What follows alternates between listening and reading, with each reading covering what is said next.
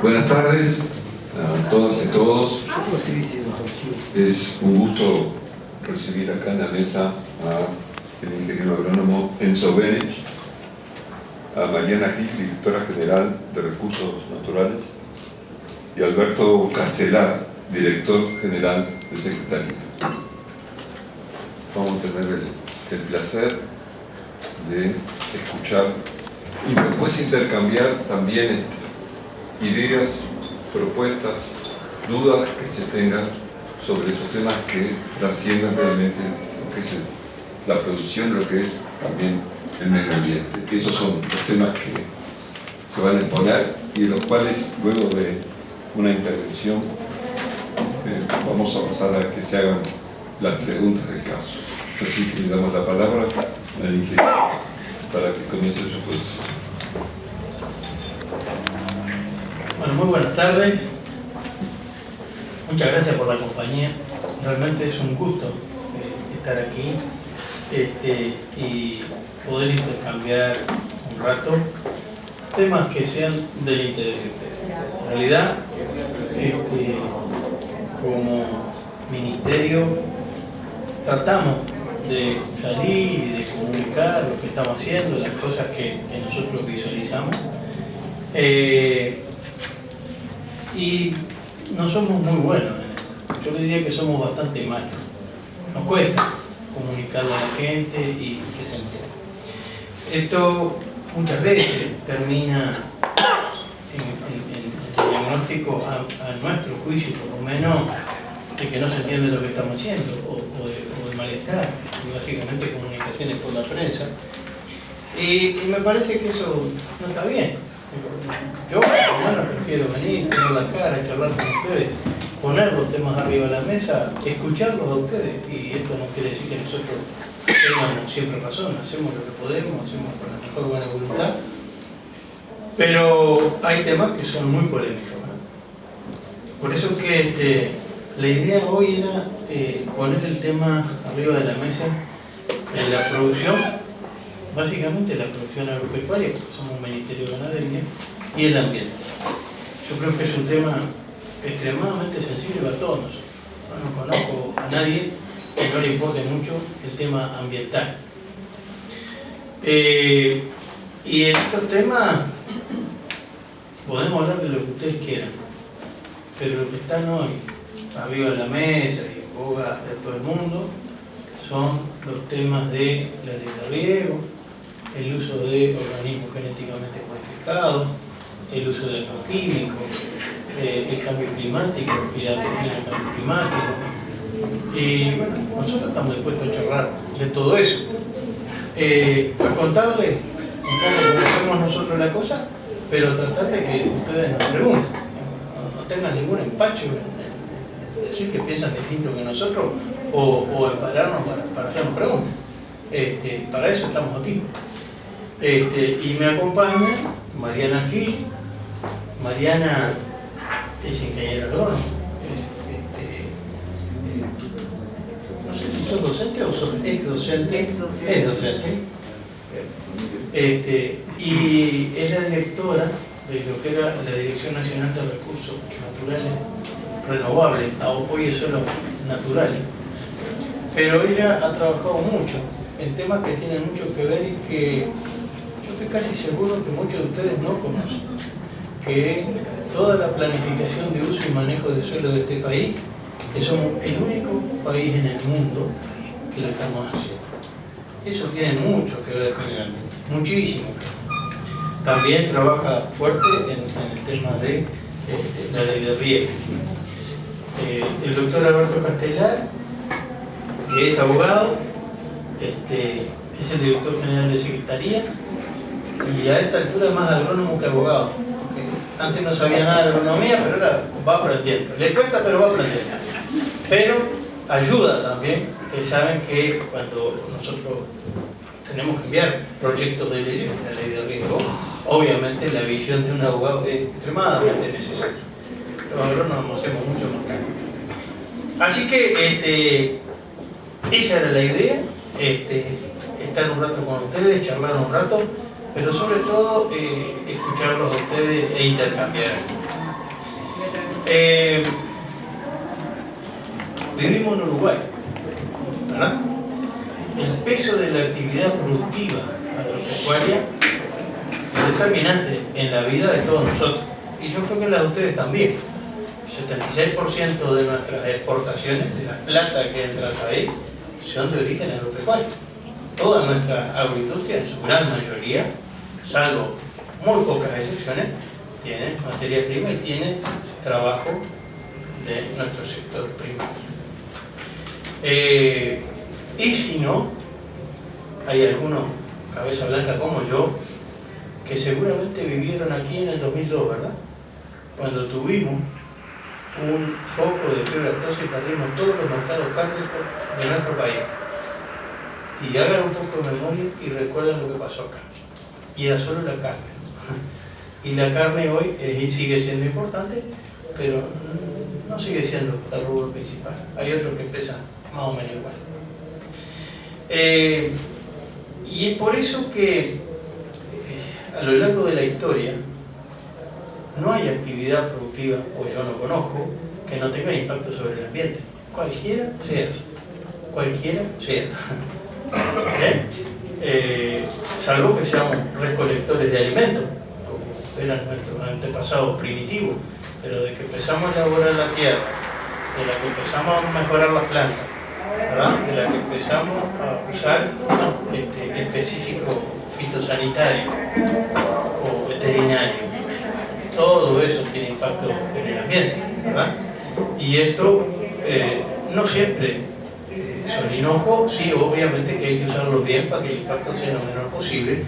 Y aquí el concepto que nosotros manejamos es el manejo del riesgo, ¿verdad?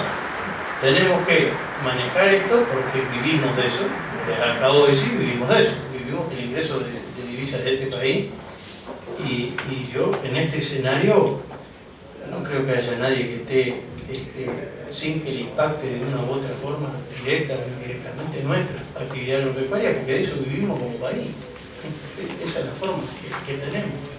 Por lo tanto, esto yo creo que es un mal necesario y que como sociedad tenemos que analizar a ver cómo manejamos esto, cómo hacemos para convivir hoy. Y con algunos otros agregados, como el tema del cambio climático, que es una realidad, y yo creo que podemos hacer relativamente poco para mitigarlo, porque es un tema global, pero sí tenemos la necesidad de adaptarnos lo más rápidamente que pueda. Pero además, hemos tenido, y en los últimos años, saqué algunas cifras porque me parecieron impactantes, de cómo cambió el país, de cómo cambió nuestra economía. El Producto Bruto Interno del país se multiplicó por 3 entre el 2005 y el 2016. Y todo esto el Producto Bruto Agropecuario. Y aquí hay hechos importantísimos. La agricultura fue la que tuvo mayor dinamismo, más que la pecuaria. La pecuaria se mantuvo más estable, con menos cambios. Pero no podemos desconocer el impacto que tuvieron cultivos como la soja, que pasó, no existía en este país, no había soja, a tener 1.200.000 hectáreas, o 1.300.000 hectáreas probablemente tengamos este año. Y que pasando de no existir a ser nuestro principal rubro de exportación, está en primero, en segundo lugar, ahí anda, apoyando. O los forestales, que tampoco existían en este país. Y sin embargo hoy, si le sacamos a nuestra balanza comercial o los forestales o la soja, revisemos los números. Porque por razón que nos pegamos como país es muy fuerte.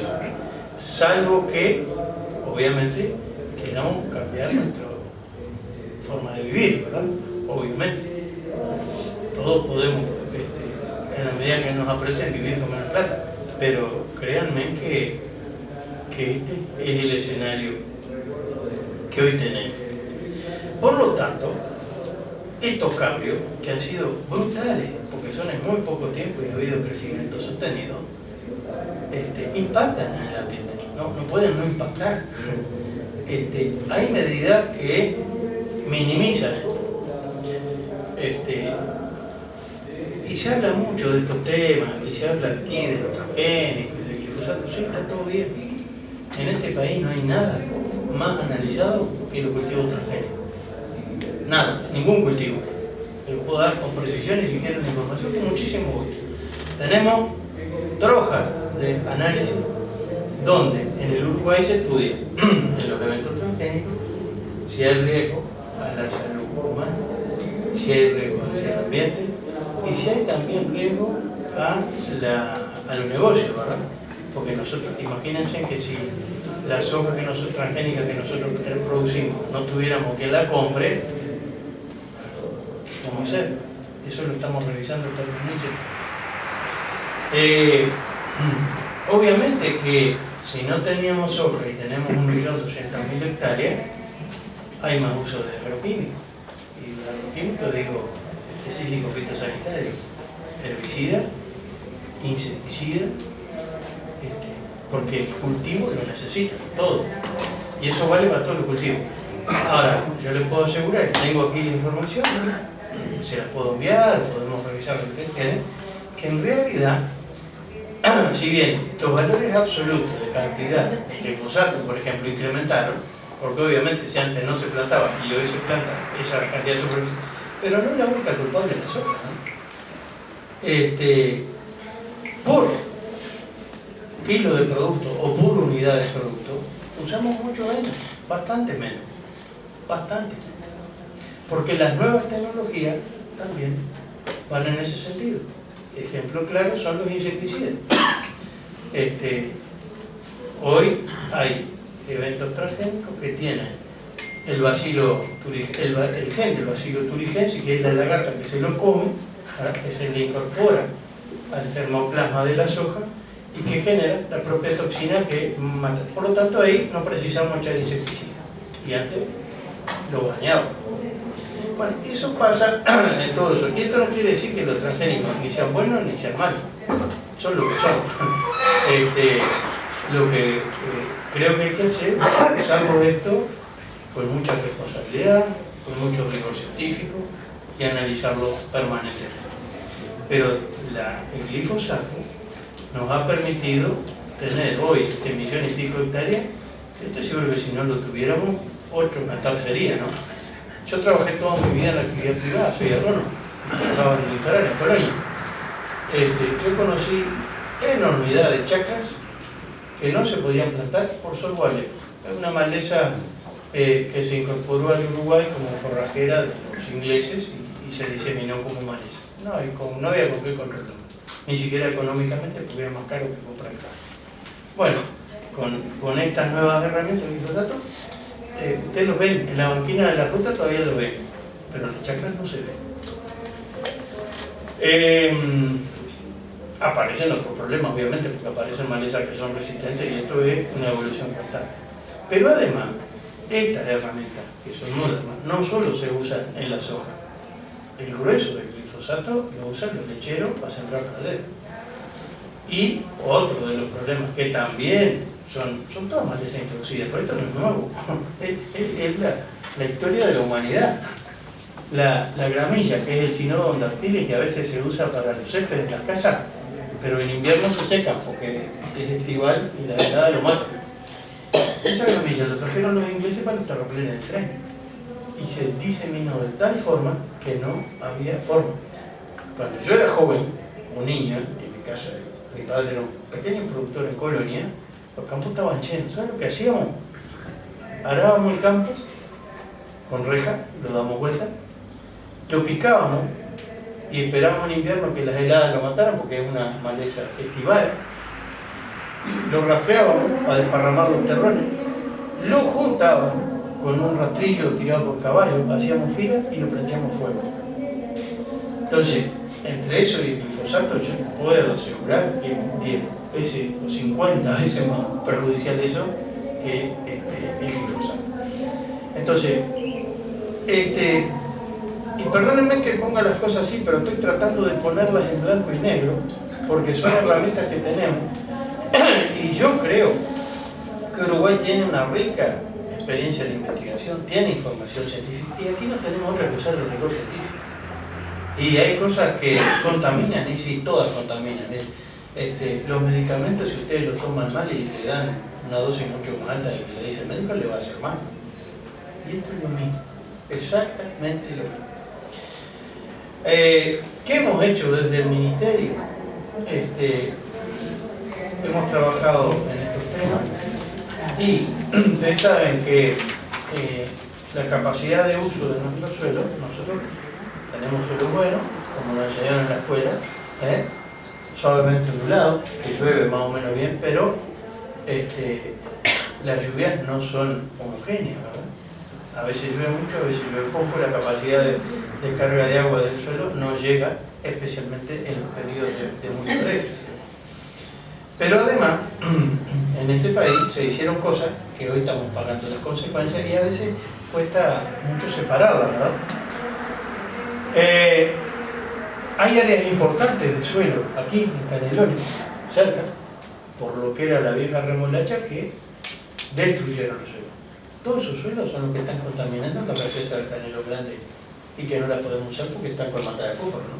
Pero no es de la soja, es de la remolacha. Y los suelos de Paysandú, donde estaba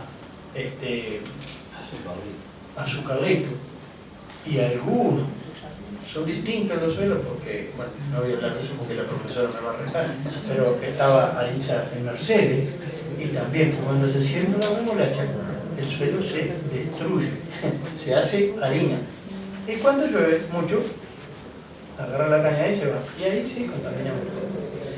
Y esas consecuencias las estamos pagando hoy. Entonces, y lo que estamos haciendo nosotros seguramente lo verán nuestros hijos, nuestros nietos y quién sabe cuándo.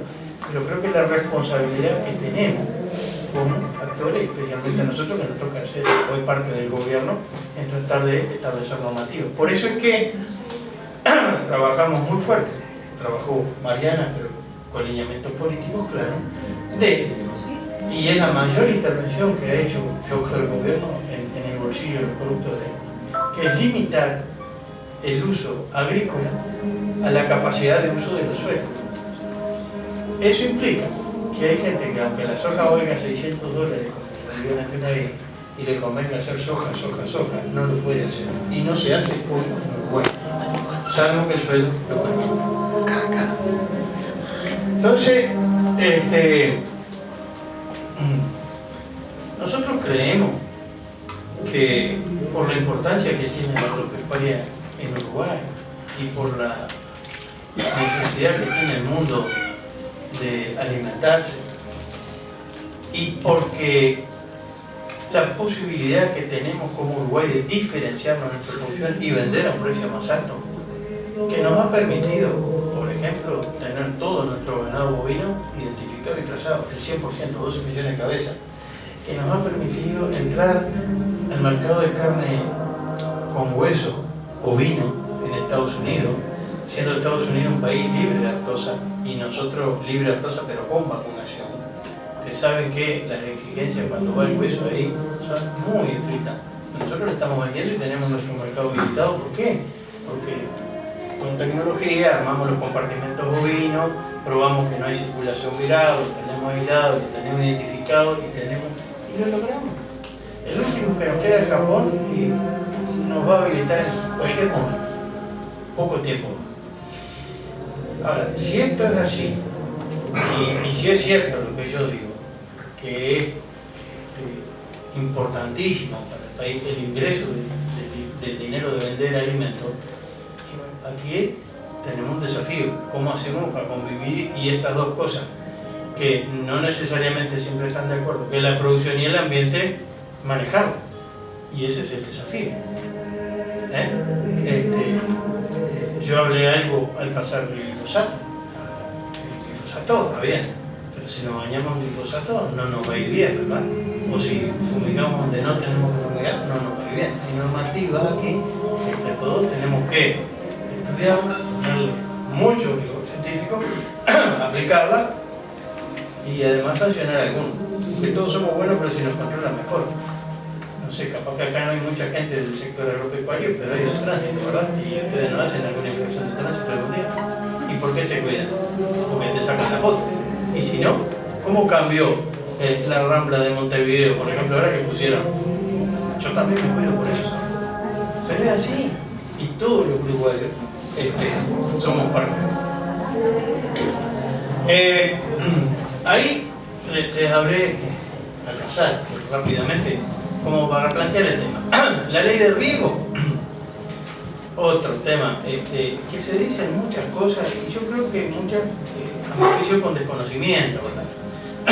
El concepto es bien sencillo. A nosotros que una planta crezca precisamos el suelo, obviamente la semilla, los nutrientes, el sol y agua. Y en este momento, en el caso de la soja, el año pasado tuvimos rendimiento récord del país. ¿Por qué? Por el agua, porque llovió bien. Y si no llueve bien, quedamos con la pata para arriba. Y en Uruguay, todo el desarrollo del riego está ligado al arroz, porque el arroz, si no hay riego, no se planta. En el resto del sector, y eso identifica a todas nuestras empresas que están en el noreste del país, ¿verdad? Ahí están todas nuestras empresas. Pero aquí hay un tema de cómo manejamos la tecnología. Nosotros sabemos que si usamos agua y con la tecnología que tenemos podemos sacar 12, 13.000 kilos de maíz por hectárea. Eso es mucho.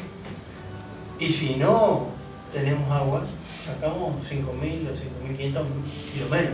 Pero además le agregamos el factor de la inseguridad, porque si no manejamos el agua, lo que tenemos que hacer es mirar el pronóstico y esperar a ver si llueve, y si no llueve no tenemos cómo corregirlo.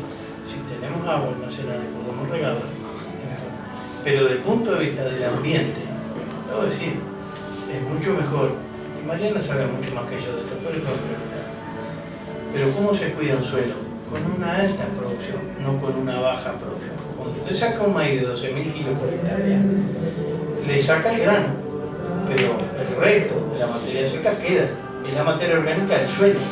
Si saca 12, deja 12, si saca 5, deja 5. Por lo tanto, y tenemos experiencia, y lo hemos visto, y hay información científica, cuando manejamos con esta característica, es mucho mejor tener alta producción y se cuida mejor el suelo que no teniendo buena producción. Entonces, la verdad, y no lo invitamos nosotros, ¿no? Hay que revisar la historia. Y no necesariamente europea, americana también, ¿no? ¿Quiénes manejaban el agua? Nuestros antepasados de los incas y varias generaciones de esos que por ahí manejaban el agua. ¿Y por qué? ¿Estaban queriendo joder el ambiente? No. Seguramente exactamente al revés. Exactamente al revés.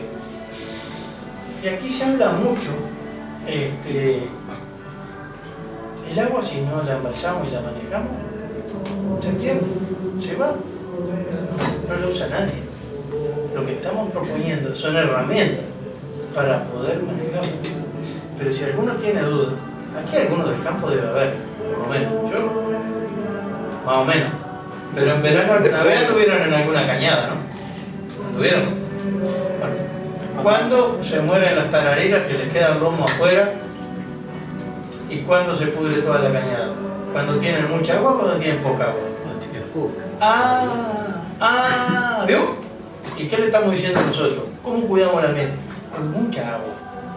Tratando de que no se produzcan esos cortes, ¿verdad? Que la gente lo use, pero que no tengamos agua. Ese es el mejor ejemplo, que se habla mucho, lo hacían las bacterias y todo. Yo he vivido toda la vida en campaña. Pero que seguro que cuando se pudren todas las cañadas en verano cuando no hay agua. Y cuando nosotros tuvimos problemas aquí de olor, desierto, ¿cuándo fue? Cuando había poca agua, no con remedio. Por lo tanto, si nos acordamos que hay poca agua en verano, cuando no llueve, y ya está la macana hecha, ahí no tenemos corrección posible, porque nosotros reserva de agua en el suelo tenemos poca. Tenemos el acuífero Raycon aquí, que lo usan algunos productores muy bien, el guaraní en el norte y para de contar. Después, no mucho más. Por lo tanto, la propuesta, esta ley lo que pretende, y no es nueva porque ya hay una ley de agua y es vieja, y todo lo que se está proponiendo hoy ya existe en Uruguay, porque la represa de India Muerta es una represa multipredial de este tipo y el agua se almacena y se reparte en forma privada y se paga. Es lo mismo. ¿Y qué es lo que hace OCE? o no le llega la factura a ustedes, o no la pagan. Es lo mismo. Entonces, a ver, lo que tratamos es de generar algunas herramientas que permitan inversiones que necesariamente hay que hacer para que la gente lo pueda usar. Y no estamos seguros de que haciéndolo a través del Estado, que podrán decir, bueno, está bien, pero podrían hacer represas, agarran la plata de la sociedad, en lugar de poner molino de viento, hacemos represas. Pero ¿saben qué? Esas experiencias que existen hoy en Uruguay no se usan para regar. Porque no es solo ponerle el agua, un tema de cultura. Yo les dije que la cultura del agua está ligada al arroz, porque sin agua no hay arroz. En nuestros productores del litoral, de agrícola, no tenemos cultura. Yo no tengo cultura, yo nací en una zona donde no se riega. Y créanme que hay un sistema de riego estatal en Agua Blanca, aquí cerquita, en La Valleja, y saben que no se riega. Hay otra colonia que es del Instituto Nacional de Colonización, que levanta agua del río Uruguay, que es la colonia Tomás Garreta. ¿Y saben qué? Hay 3 productores que riegan. A los otros les pasa el agua por adelante, la pagan y no la usan. Por eso es que a nosotros nos parece que los proyectos tienen que tener un sustento económico, porque si no es un pésimo negocio. Y aquí hay que generar una cultura distinta. En Uruguay en estos últimos años se ha avanzado mucho. Si te andan por el país van a ver montones de equipos de riego. Pero seguramente la mayoría, no sé si todos, hay algunos chicos, la mayoría son grandes empresarios rurales. El productor chico que no tiene agua no va a tener nunca, porque si hace una represa se queda sin campo. Por eso las propuestas son represas multiprediales y que nos asociemos de alguna forma para que la puedan usar. Yo llevo como media hora, 20 minutos. Yo creo que preferiría al revés, que ustedes nos hicieran preguntas, nos cuestionaran, dijeran lo que piensan, nos preguntaran. Porque si nosotros nos ponemos a hablar, no tiene sentido. Yo les puedo hablar para la noche y hablamos de los transgénicos, del agua, del ambiente, de los fluentes, de los tampos, de los feedlots, de los mercados, lo que quieran.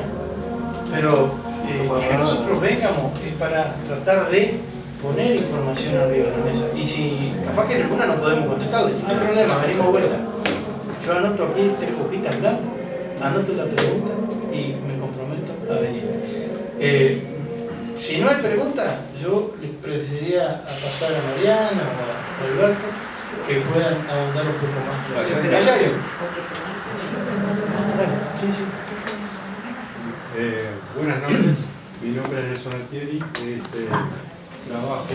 soy veterinario, trabajo con toda la parte de contaminación de aguas y de fluentes y sinceramente discrepo totalmente con lo que usted está diciendo, porque solamente en el tema de glifosato, que el glifosato se usa para otras cosas, sí, pero el resto, digo, es totalmente rebatible e inclusive estuve asesorando en contra de esta ley de riego porque me parece espantosa, sinceramente espantosa, y tengo bastante argumento. Lo que pasa es que yo no lo puedo cortar para decirle, digo, lo que usted dijo de las tarariras y ese tipo de cosas, digo, las tarariras se mueren porque el agua queda estancada, no es porque se queden sin agua, digo, la razón es otra, que le iba a decir.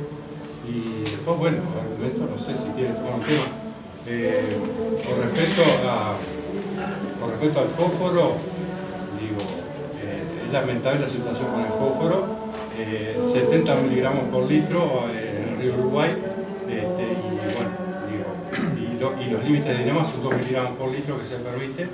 Digo, no sé si tiene alguna pregunta puntual. Yo no puedo retener todo lo que dijo usted, pero la verdad que discrepo totalmente.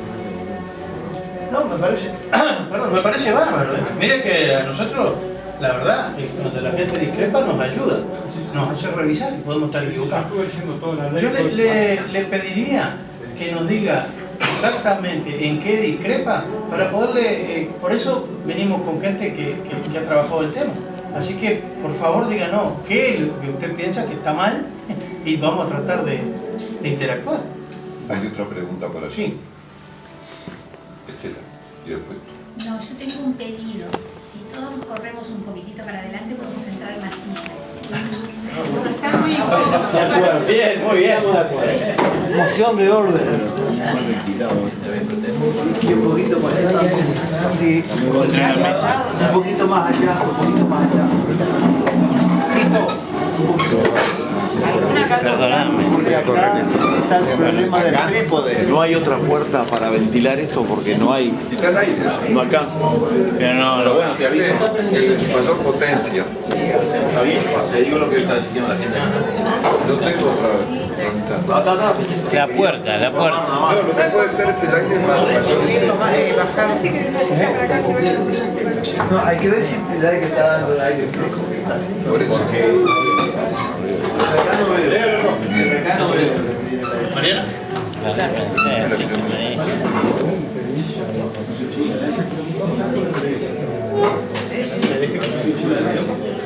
Con voluntad estaba adelantando. Me quedó un temita chiquitito, perdón. Sí. La ley no fue plebiscitada ya en el 2004, el plebiscito 2004 sobre el agua. No fue plebiscitado ya por un 67% dijo que no, que eso pertenece al Estado. Es una pregunta que hace. Después podemos, si quieren hacer varias... Hagan la pregunta que nosotros preguntamos y así le contestamos. Yo lo que le pedía, por favor, es que traten de dejarnos claro las dudas de ustedes o las posiciones para poder nosotros contestarles. Con muchísimo gusto. Lo que quieran. No, yo hace muchos años que venimos peleando para que el tema del medio ambiente se coloque en la agenda. No se siente. Espera un poquito, Porque hace muchos años que venimos peleando para que en este país se ponga la agenda de medio ambiente. Creo que en esta ciudad de la costa, aparte, somos de alguna forma bastante conscientes de este problema, por problemas de saneamiento, por problemas de, o sea, temas de ambiente, lógicamente no es lo mismo lo urbano, suburbano que lo rural, o sea que lo que usted habla, nosotros no nos es ajeno, pero somos parte de toda una discusión que tuvo la sociedad sobre el tema medioambiental, donde la agenda política nunca tenía el tema medio ambiente como una de las prioridades. Usted comenzó diciendo que por suerte este tema medioambiental es la gran preocupación hoy de todas las agendas políticas y que a partir de esa definición de prioridad, varios temas, entre ellos la ley de riego, son unos temas que se han puesto sobre la mesa como prioritarios. Ahora, hay toda una discusión que hubo en este país y que llevó a la Ley Nacional de Aguas, la Ley de Ordenamiento Territorial y Medio Ambiente. Ninguna de esas normas se hablaron hoy, o sea, se mencionaron, tienen que ver con el ordenamiento del territorio, tiene que ver con la cuenca como unidad básica de gestión, tiene que ver con el dominio público del agua. De eso nada escuché. Se habla de la ley de riego como una necesidad para una cuestión productiva del agro, de cómo usar el agua para seguir sosteniendo la producción de soja. Se habla de todo eso, pero toda esa discusión que durante 15, 20 años vimos en este país no aparece en su discurso. Entonces mi pregunta es ¿por qué antes el Ministerio de Ganadería durante esa discusión no planteó esta necesidad? ¿Por qué no estuvo en esos espacios de discusión pública y popular? ¿Y por qué ahora la ley aparece como suelta, sola y trayendo una preocupación hoy que define y trae, por ejemplo, inversores privados a las sociedades agrarias que van a financiar embalses y obras hidráulicas sobre el dominio público de las cuencas? Eso no se puede evitar que no preocupe a la población. No se puede evitar. Si no se explica por qué eso aparece de costado y no la discusión que se venía dando. En el ámbito de las cuencas, en el ámbito de los consejos, no sé, en el Ministerio de Ganadería está hace muchos años trabajando en estos ámbitos también y no se hablaba de esta ley. Esa es la pregunta. ¿Alguna otra pregunta o algo? Digo, hacemos varias y después tratamos para ser más eficiente en el tiempo. Andrés Neves, soy médico. El tema del glifosato, que la Organización Mundial de la Salud lo tiene catalogado como un cancerígeno y los agricultores no. Digo, la verdad que preocupa muchísimo. Usted nos decía del tema de cuando era niño y lo que hacía con la hierba que habían traído de Inglaterra, digo, y la comparó con este producto. Me parece que no es comparable para nada. Se sabe que es cancerígeno y bueno, ¿qué estamos haciendo en Uruguay nosotros con todo ese tema? Y en cuanto al tema del agua, que usted decía que el agua se pierde si no se embalsa, si no se guarda, por millones de años el agua llueve, se va al río, se va a un arroyo, se va al mar y después regresa de alguna manera. Nunca se pierde. Eso se sabe por todos motivos. Por eso yo vi un poco la charla, no sé qué le parece a las demás personas, pero la vi como que se tomó muy suelta y sin nada científico. Pido disculpas de mi parte si lo noté así, como algo escolar, ¿verdad? No como decía la compañera, con datos, con argumentos. Acá hubo una licitación hace unos años, la peleamos, se ganó y ahora vino esto a votar de golpe y sin dar ninguna explicación. Gracias. Por acá. ¿Alguien más? Sí. ¿Para que estoy contando? Sí, en primer lugar agradecer y felicitar a las autoridades del Ministerio porque esto es, creo que en nuestro país y en nuestra ciudad algo bastante nuevo, salir a explicar y a dar la cara e incluso a recibir palo. Por otro lado, creo que frente a todos estos problemas nosotros vamos a seguir poniendo parches porque nuestra civilización, y cuando digo nuestra civilización me refiero al planeta, no solo al Uruguay, donde hoy consumimos alimentos producidos por unas 8 o 9, no me acuerdo cuántas son, pero sé que son menos de 10 las multinacionales que producen la mayor parte de los alimentos que uno encuentra por ahí. Y obviamente frente a esa potencia la única que cabe es un cambio de civilización. Pero hasta ahí, esto no es pregunta, ahora sí preguntar. Pienso que toda nueva tecnología produce necesariamente nuevos problemas. Yo voy a preguntar por un par de problemas. Uno es ¿cómo piensan controlar los efectos negativos que pueda tener la aplicación de la ley de riego? Es decir, que no haya perjuicio a terceros por los embalses que se produzcan, ni perjuicio ambiental. Y la otra pregunta tiene que ver con que yo también desde niño voy a los ríos y todavía voy, me encanta. Vivo acá cerca de la playa, no voy nunca, a mí me gusta el monte. Y he observado cómo nuestros ríos, obviamente, sabe todo el mundo, ¿no?, a qué nivel ha llegado la contaminación de la cianobacteria. Entonces, ¿qué perspectiva tenemos en ese sentido hacia adelante frente a ese problema? Muchas gracias.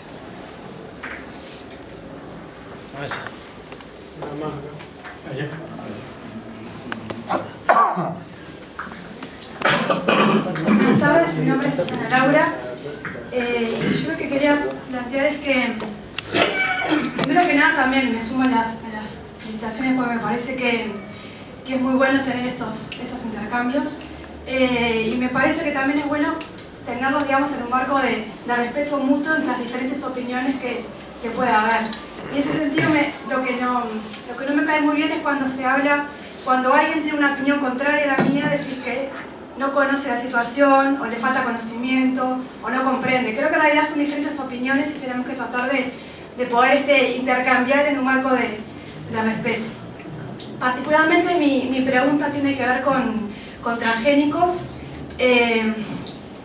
Yo me parece bien comprender que nosotros dependemos mucho de la actividad agropecuaria, que contribuye mucho a nuestra economía y nuestro desarrollo, pero creo que no por eso hay que aceptar que se haga de cualquier manera. Y referente a los transgénicos, en este momento no solo el glifosato es una herbicida que acompaña la introducción de las semillas, de las nuevas semillas, sino que empiezan a aparecer otros herbicidas como el 2,4-D, como el dicamba, y esta incorporación de tecnología asociada a las semillas no es considerada dentro de la evaluación de riesgo de los transgénicos. Entonces mi pregunta es un poco, ¿por qué este paquete tecnológico que acompaña a las semillas no es evaluado o no se evalúan los impactos ambientales que pueden ocasionar? Gracias.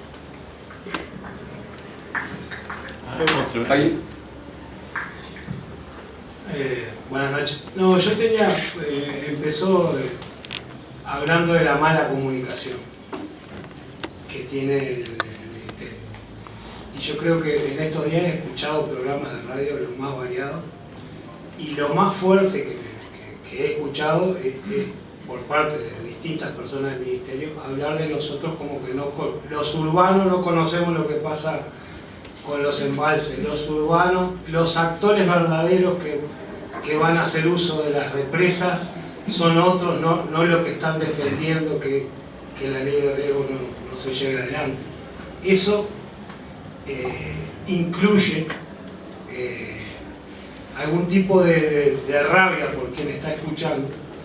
Digo, nosotros acá en la ciudad de la costa aprendimos un montón de agua cuando tuvimos que defender el tema de la OCE, y de ahí salieron un montón de discusiones, entre ellas el sistema de lagos acá, que está todo eutrofizado y que no lo pudo cuidar nadie.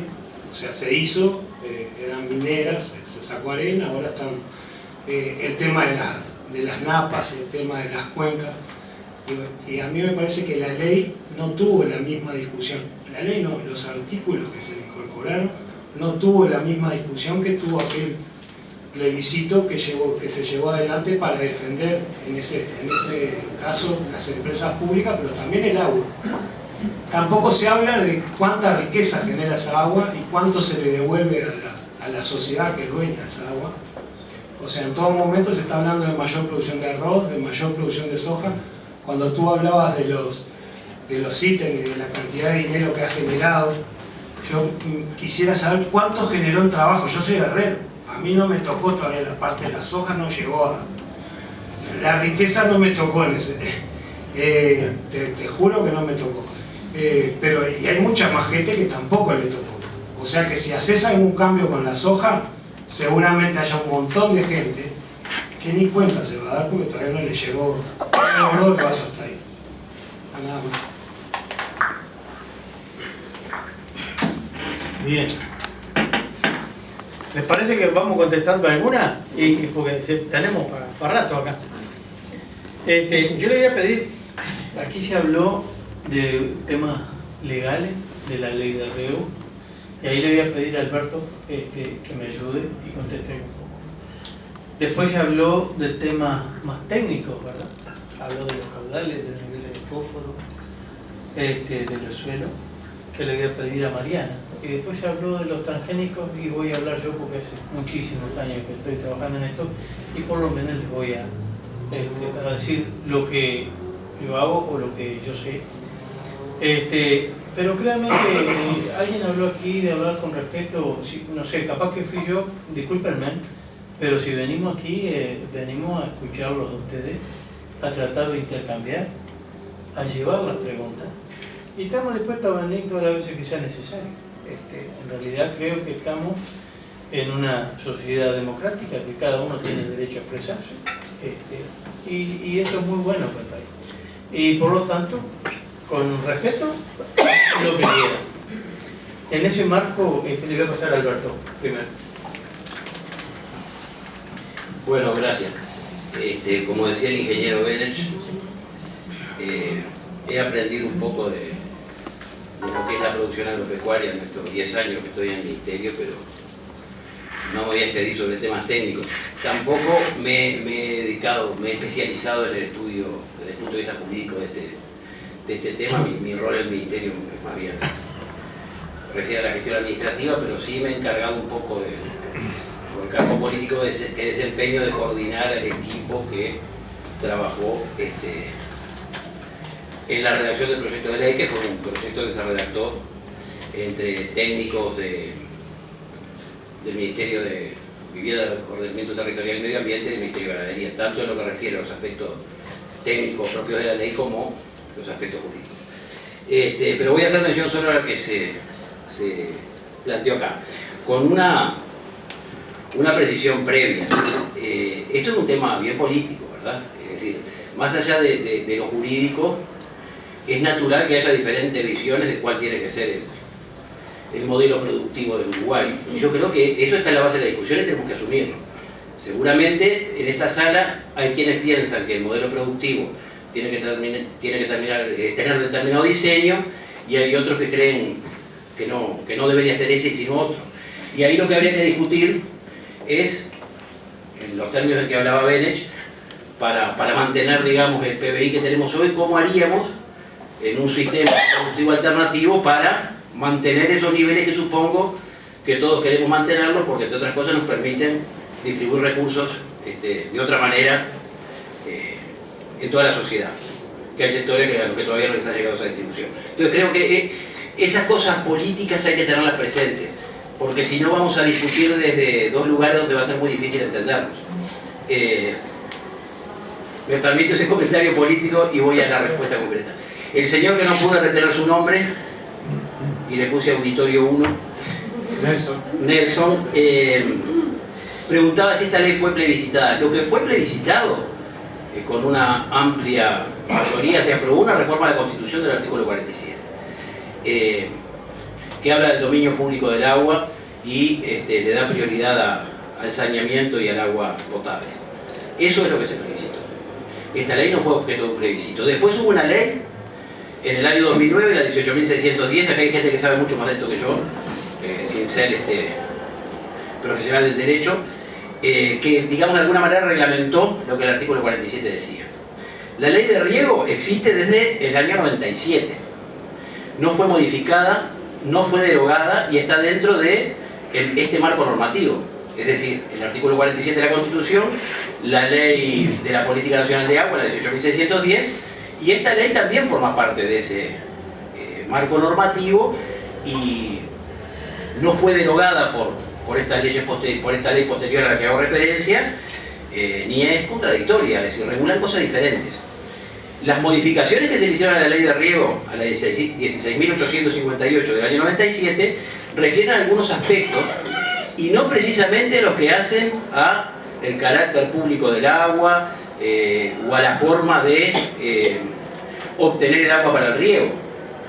Eso no se modificó. ¿La privatización tampoco? Bueno, está bien, ahora le contesto. El agua es de dominio público, pero en el marco jurídico anterior, y aún vigente, el de la ley 16.858, aquel que decidía embalsar el agua superficial para regar, pongamos un ejemplo y no lo tomen como una ironía, su quinta orgánica, lo podía hacer, lo puede hacer hoy y lo va a poder seguir haciendo. Y si su vecino le solicita un servicio de riego porque donde tiene su otra quinta orgánica no puede embalsar agua pero sí quiere regarla, ese vecino que sí embalsó le puede vender el servicio de riego en el marco de la ley vigente, anterior a esta que acaba de aprobarse. No sé si eso contesta la pregunta de privatizar. Ese vecino sería privado y le vendería el servicio de riego a otro señor que también sería privado.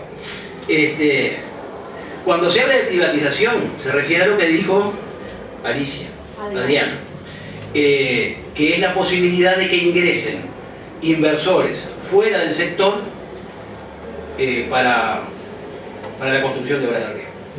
De obras de riego de carácter multipredial, como explicaba el ingeniero Bench, que requieren de otra inversión en determinada topografía, que no pueden hacerse en cualquier lugar, que son muy grandes, que productor individual quizás, aunque quisiera, no la podría hacer. Y como eso requiere una inversión muy grande, esta ley, que es una ley de promoción del riego, promueve la posibilidad de que inversores ingresen a esa actividad para generar esas obras que permitirían que otros que no tienen acceso al riego ni posibilidad de generarse su propia fuente de agua puedan hacer uso del servicio de riego que por supuesto deberían pagar. Eso es un poco el espíritu de la ley. Pueden no estar de acuerdo, pero ese es el espíritu de la ley. Promover el riego a través de la realización de obras que se hagan en un lugar que sea más eficiente, es decir, que la topografía lo permita, y que permita a su vez que el agua embalsada para ser usada como riego pueda, de ella puedan beneficiarse productores que están en esa cuenca, digamos. Ese es el espíritu de la ley. Sí. Disculpen, ¿esos inversionistas privados van a tener aceleraciones fiscales? Hay algunas exoneraciones fiscales que la ley prevé. Como tienen el 80 al lado de Clinton. Hay algunas exoneraciones fiscales que están previstas para este tipo de inversión como están previstas para otro tipo de inversiones. Es decir, acá hay una ley de promoción de inversiones que también brinda beneficios fiscales y hay otra cantidad de beneficios fiscales. Podemos estar de acuerdo en a quién darle beneficios fiscales y qué beneficios fiscales darle. Pero digo, está dentro de una lógica que ha aplicado este gobierno, digamos, con la ley de promoción de inversiones, la ley que regula la propiedad la propiedad inmobiliaria de la tierra o de las explotaciones agropecuarias, también tiene algunas restricciones, pero también le da beneficios a aquellos inversores que cumplen con determinados requisitos que la ley y su reglamentación establecen. Podemos también no estar de acuerdo con estas herramientas. Lo que quiero decir es que no se ha innovado en cuanto a promoción de inversiones con el régimen vigente.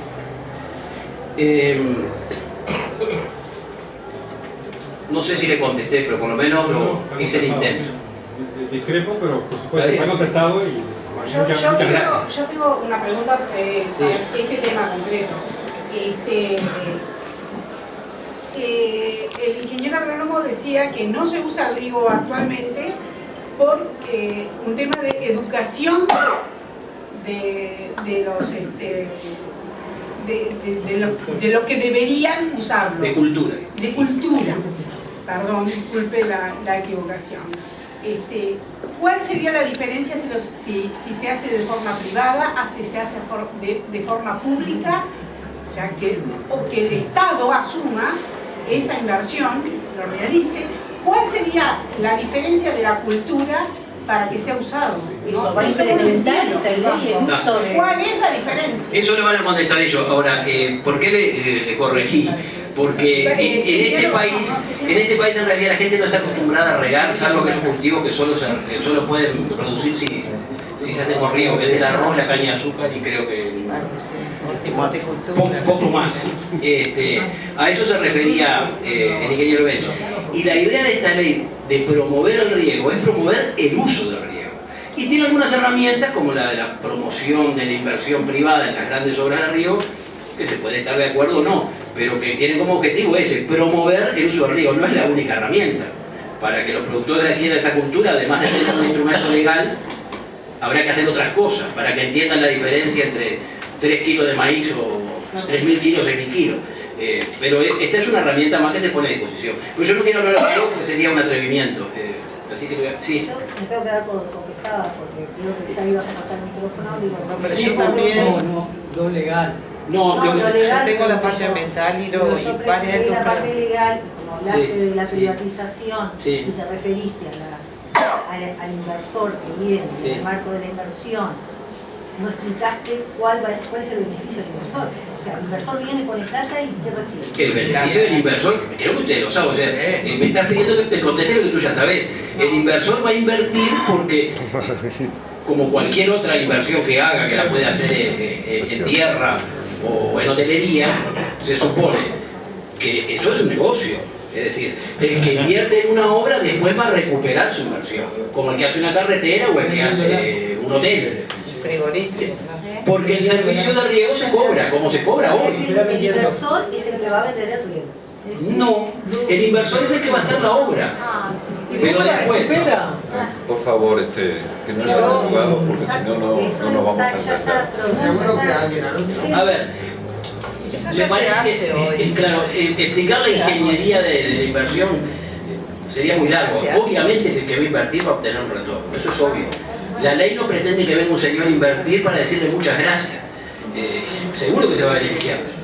Repito, como dije al principio, se puede estar de acuerdo con este modelo o no, pero obviamente que se fomenta que venga un inversor a realizar una obra que tiene mucho costo, que no se puede hacer individualmente. Esa figura no existía y es la que se No, puede existe. No, el inversor extranjero no.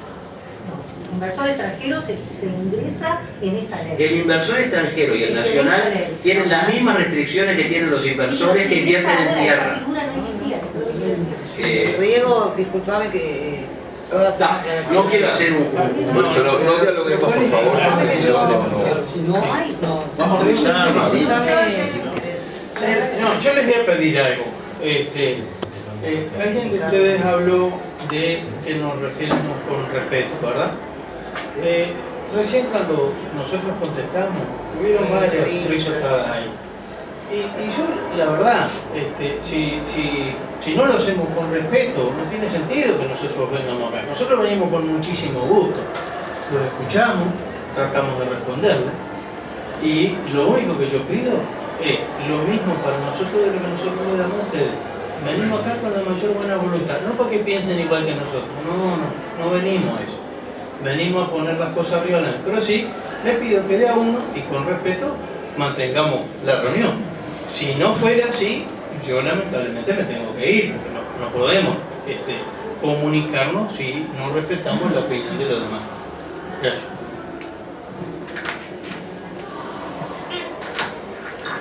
Bueno, siguiendo, yo noté, creo que de todos los que más o menos participaron, algunas cosas para contestar y ver el espíritu de estas modificaciones y lo que viene ocurriendo. Hay la ley anterior del 97, lo que regula es el uso privativo de agua de dominio público con destino a riego. O sea, es concesiona o es un permiso, una concesión para el uso. Entonces, hay un privado que hace una inversión en una obra. En realidad esta modificación lo que promueve es que crezca el riego por el lado de las obras de reserva de agua, no pozos ni tomas directas de ríos, porque en términos generales están agotadas desde el punto de vista de los caudales y entonces se trata de fomentar que haya cosecha del agua. Lo del agua de lluvia, para enganchar con una de las preguntas que hubo ahí, en este país llueven 1.300 milímetros. De esa lluvia escurren 30-40%, eso varía un poco en función de algunas cuencas, y de ese 30-40% que escurre hoy, el país embalsa 4,5% más o menos, 5%.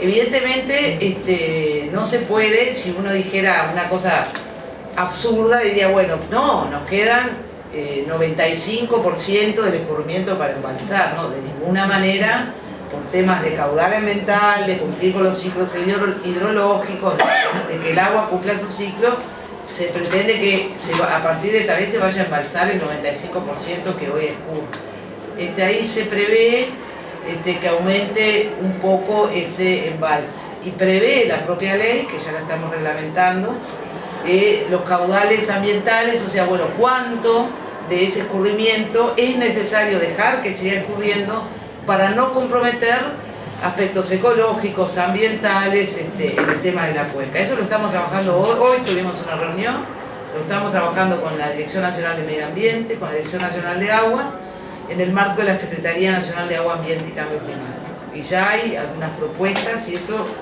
está en esta ley y no estaba en la anterior. La anterior no hablaba de caudal ambiental, nunca estuvo, y ahora si bien se va a construir y es un proceso de mejora continua, esta ley habla de caudal ambiental, lo pone a texto expreso y le dice al Poder Ejecutivo, tenés que reglamentar el caudal ambiental. Eso yo creo que es una mejora muy importante respecto a la ley del 97, que esto no estaba. El otro tema, Adriana, nosotros estamos como Ministerio de Ganadería participando en todas las instancias o sea, El Consejo Nacional no se constituyó nunca, pero sí en los consejos regionales, en las comisiones de cuenca, somos miembros activos, participamos, validamos, participamos del Plan Agua en todas sus etapas. Esta estrategia de riego está puesta dentro del Plan Agua como una parte de uso productivo, de manera que nosotros, capaz que Enzo no lo mencionó, pero nosotros de ninguna manera esto está invalidando o yendo en contra de todo lo que a partir de la reforma de la Constitución se puso en la mesa para trabajar. Nosotros estamos trabajando en eso, participamos del Plan Agua también. El tema de la concesión para el uso también está previsto en la ley, que si las condiciones que se tienen que cumplir para el uso, para esa concesión no se cumplen, esa concesión se retira.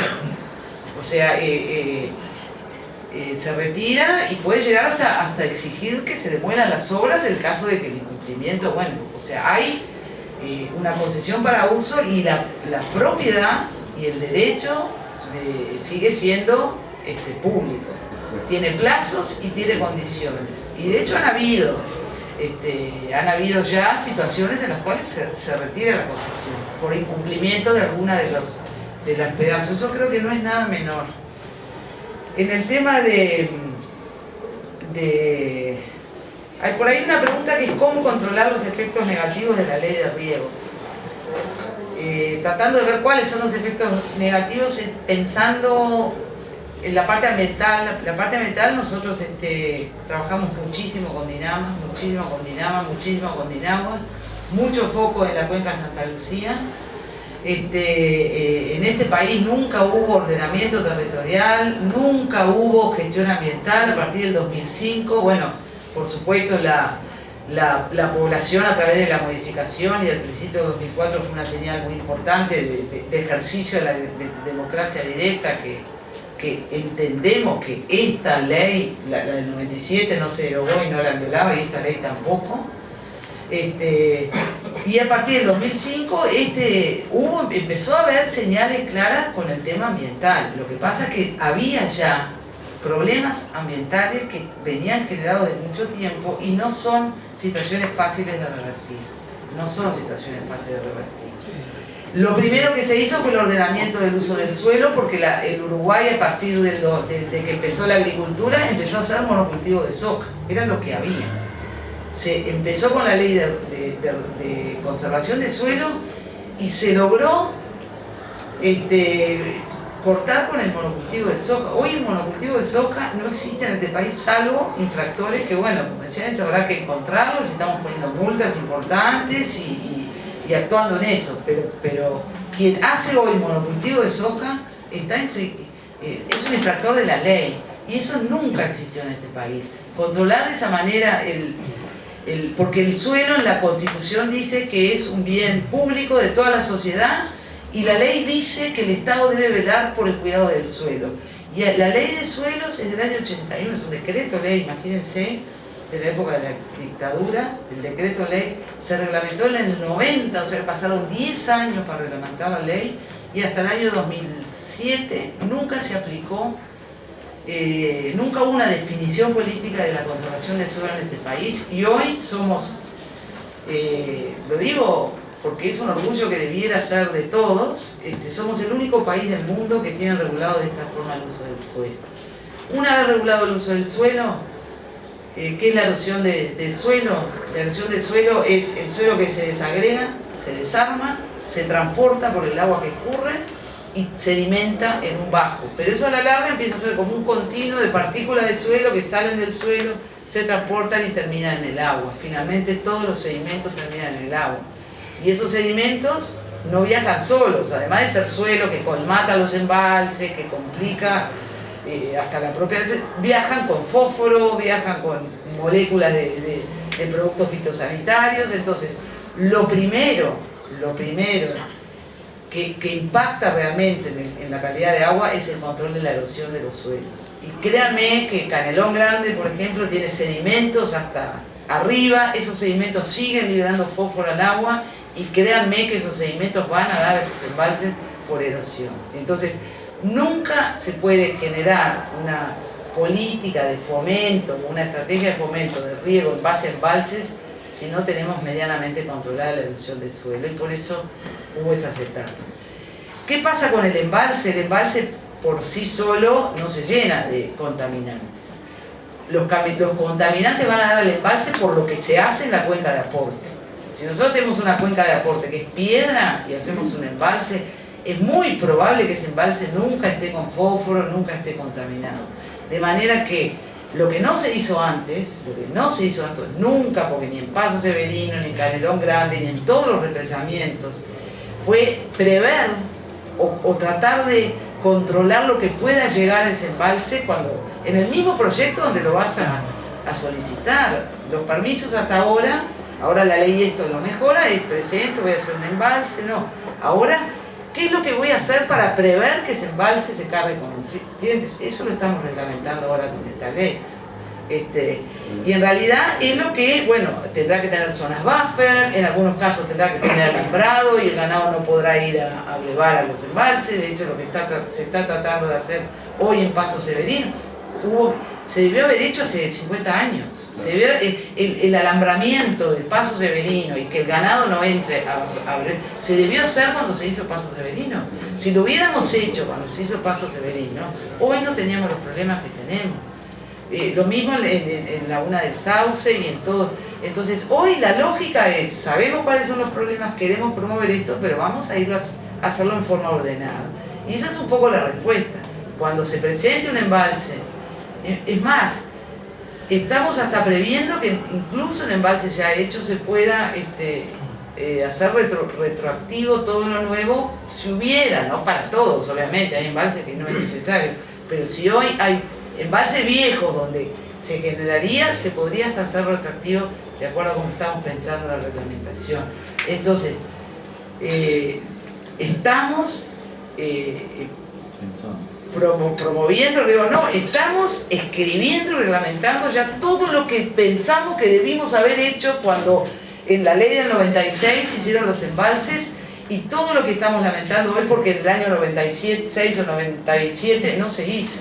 Entonces, en vez de salir atrás a tratar de corregir, bueno, hagámoslo pensando en eso en forma previa. Esa es la contestación en qué estamos pensando para prevenir. Y si hay un embalse grande que va a estar, bueno, habrá que alambrarlo, poner bebederos, el ganado tendrá que no entrar. En todos los embalses no. Capaz que en los chiquitos o los que están en un lugar de pura piedra no, pero en otros habrá que hacerlo. Y será parte del proceso de autorización ambiental y de operación y autorizaciones que antes no tenía la ley. Estamos previendo en la reglamentación todas estas cosas que antes estaban. No quiero... Una interrupción, Mariana. En la Laguna del Cisne, que no está muy lejos, todo lo que acabas de decir pasó. Justamente, es otro y no caso. hace mucho tiempo. Es otro caso. Y no hace mucho tiempo. Sí, por y eso. ahí viste que se complicaba el tema del uso del agua para consumo humano y la plantación de soja pegada con fumigación. O sea, asusta lo que estás planteando porque tenemos casos muy cercanos. No, pero eso está previsto y se está trabajando hoy con lo viejo, con las zonas buffer, que ya hay incluso en la Laguna del Cisne, multa, sí. No. Yo lo que digo es que se está trabajando, pero el proceso que estamos transitando hoy es preverlo, lo más que se puede obviamente. Entonces, ahora estamos poniendo los alambrados, las zonas buffer, el Ministerio tiene proyectos donde apoya a los productores chicos para hacer, con bombas para sacar agua, con bebederos para ganado, pero créanme que lo que estamos tratando de hacer con lo que viene para adelante es hacerlo antes, pensarlo antes, no después cuando, no te digo que sea tarde, pero cuando revertirlo es un proceso de mediano y largo plazo. Tenía otras cositas, pero esperamos a... Si va a terminar el ingeniero Vélez, yo te contestar la pregunta. Está lo del paquete tecnológico. Sí, lo tengo aquí. Tengo dos preguntas aquí concretas. Que vean usted y capaz que me olvidé de algo, pero el doctor planteó que el glifosato era cancerígeno, ¿verdad? Yo participo de la evaluación de riesgo, este es un tema bien importante. Y ella planteó el tema del paquete tecnológico asociado a la evaluación de riesgo. A ver, el glifosato, según la Agencia Internacional para la Investigación sobre el Cáncer de la Organización Mundial de la Salud, y creo que fue en el 2015, capaz que usted me puede corregir, doctor, fue cambiado de categoría y se puso en la categoría 2A. ¿Eso qué quiere decir? Potencialmente cancerígeno. Eso, según lo que hemos leído y la información que tenemos, no quiere decir que sea cancerígeno, es probablemente cancerígeno y está en la misma categoría que el mate amargo que yo estoy tomando, en la misma. Y esto es un tema muy delicado y lo hemos revisado muchísimas veces. Nosotros no tenemos ninguna evidencia científica de que sea cancerígeno.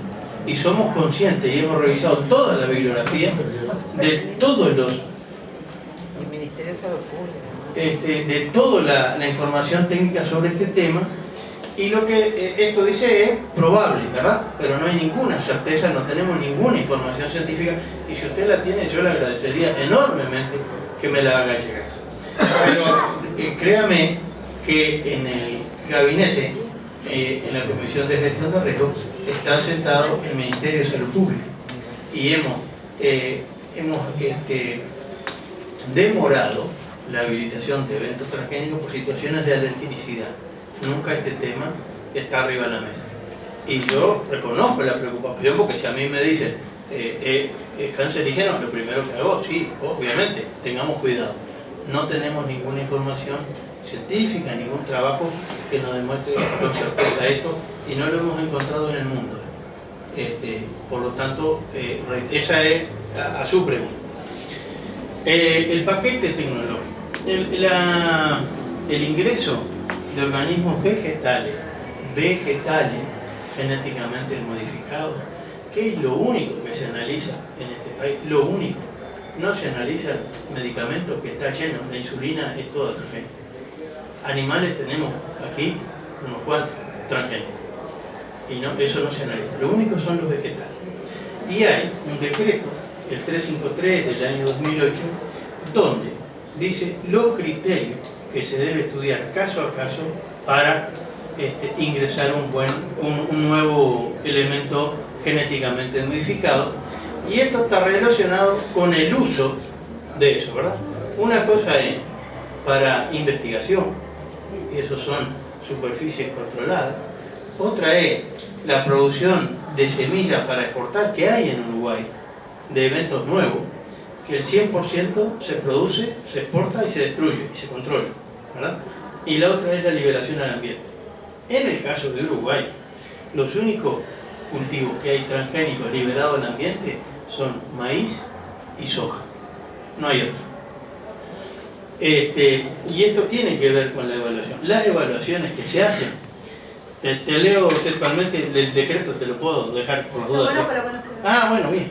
Dice, aplicación sobre el ambiente, la diversidad biológica, la salud humana, la sanidad animal y vegetal y aspectos socioeconómicos. ¿Verdad? El paquete acá no se discute, no está en este marco, y eso no quiere decir que no haya que discutirlo. El tema del glifosato, el glifosato no se usa solo para la soja y solo para el maíz, se utiliza mucho más en toda la lechería nuestra, en toda la agricultura. Entonces, lo que yo te estoy transmitiendo con esto es que el paquete hay que analizarlo, sí, con peine fino, con lupa. Lo revisamos, capaz que habría que hacerlo mejor, yo no digo que no, ¿verdad?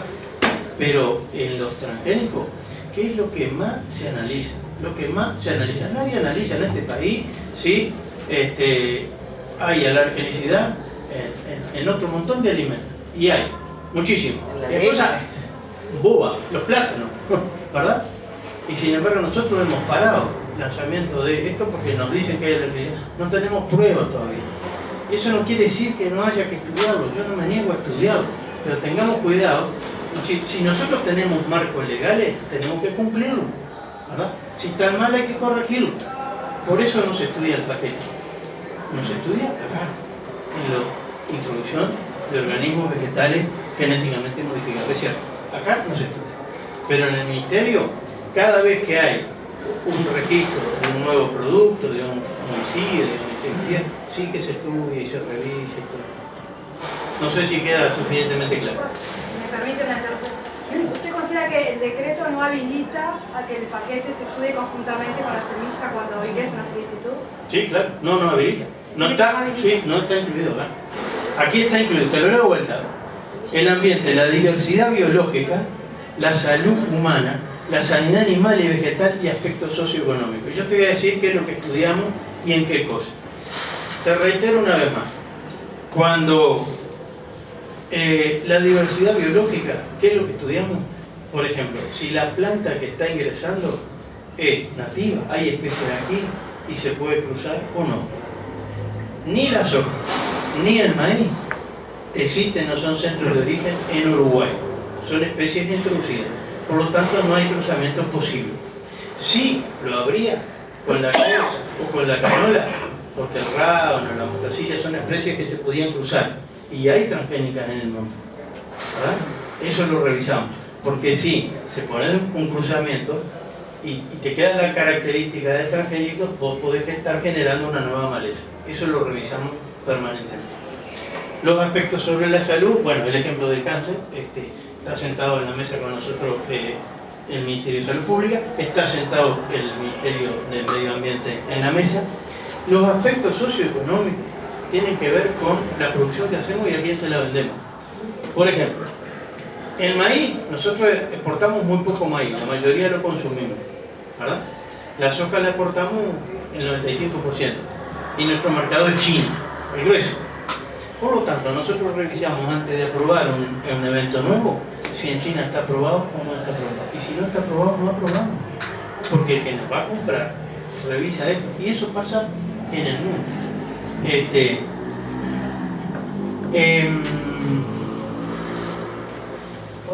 Los aspectos de la salud, del consumo, ¿viste? Cuando son en producción controlada, investigación, evaluación de cultivares de INASE, que es el Instituto de Semillas, producción en contraestación, y no hay liberación al ambiente, en realidad eso no se estudia, eso no se destruye, no queda acá, se va, ¿verdad? Y cuando es contrastación, que puede ser una pregunta, ¿qué es la contrastación? A ver si no están muy en el tema agropecuario, les explico. Se produce un nuevo germoplasma de soja en Estados Unidos, que son los dueños de todos estos bichos, ¿verdad?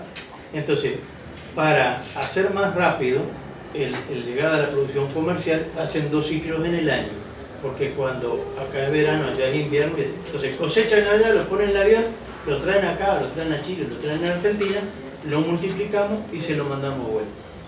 Y en esos casos no queda nada de semilla en Uruguay, no queda nada. Hay todo un proceso que es una certificación completa. Por eso no se estudia.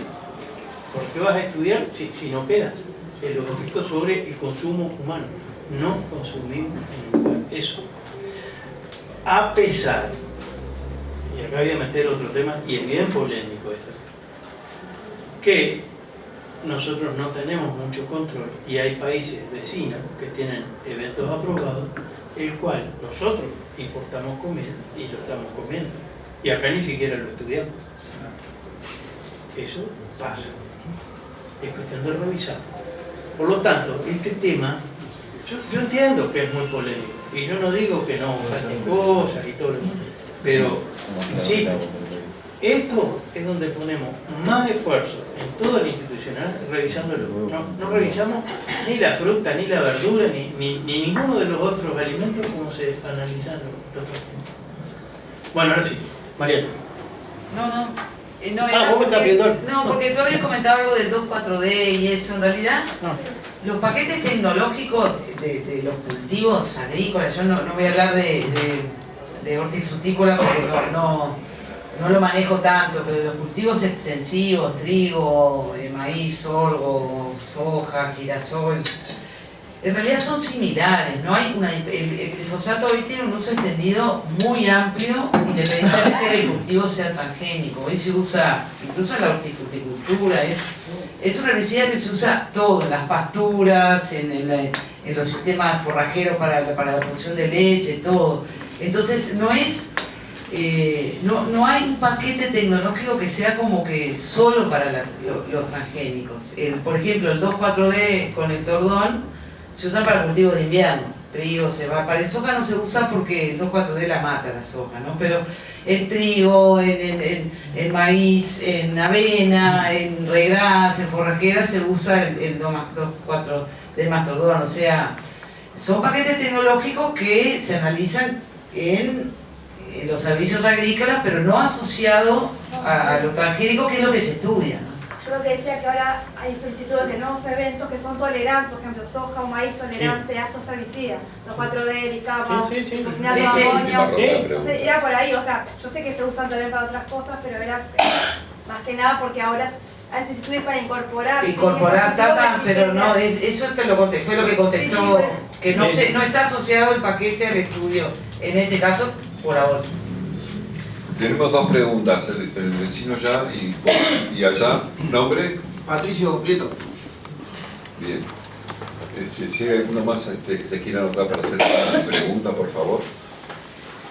Bien. Me quedó una respuesta, pero igual luego puede dejar que hagan preguntas. Quedó una respuesta. Bueno, pero no importa, no importa. hacemos esta pregunta y ya hacemos la última ronda de respuestas. Adelante. Gracias. Potencialmente cancerígeno, creo que el doctor puede hablar un poco más que yo. Sí.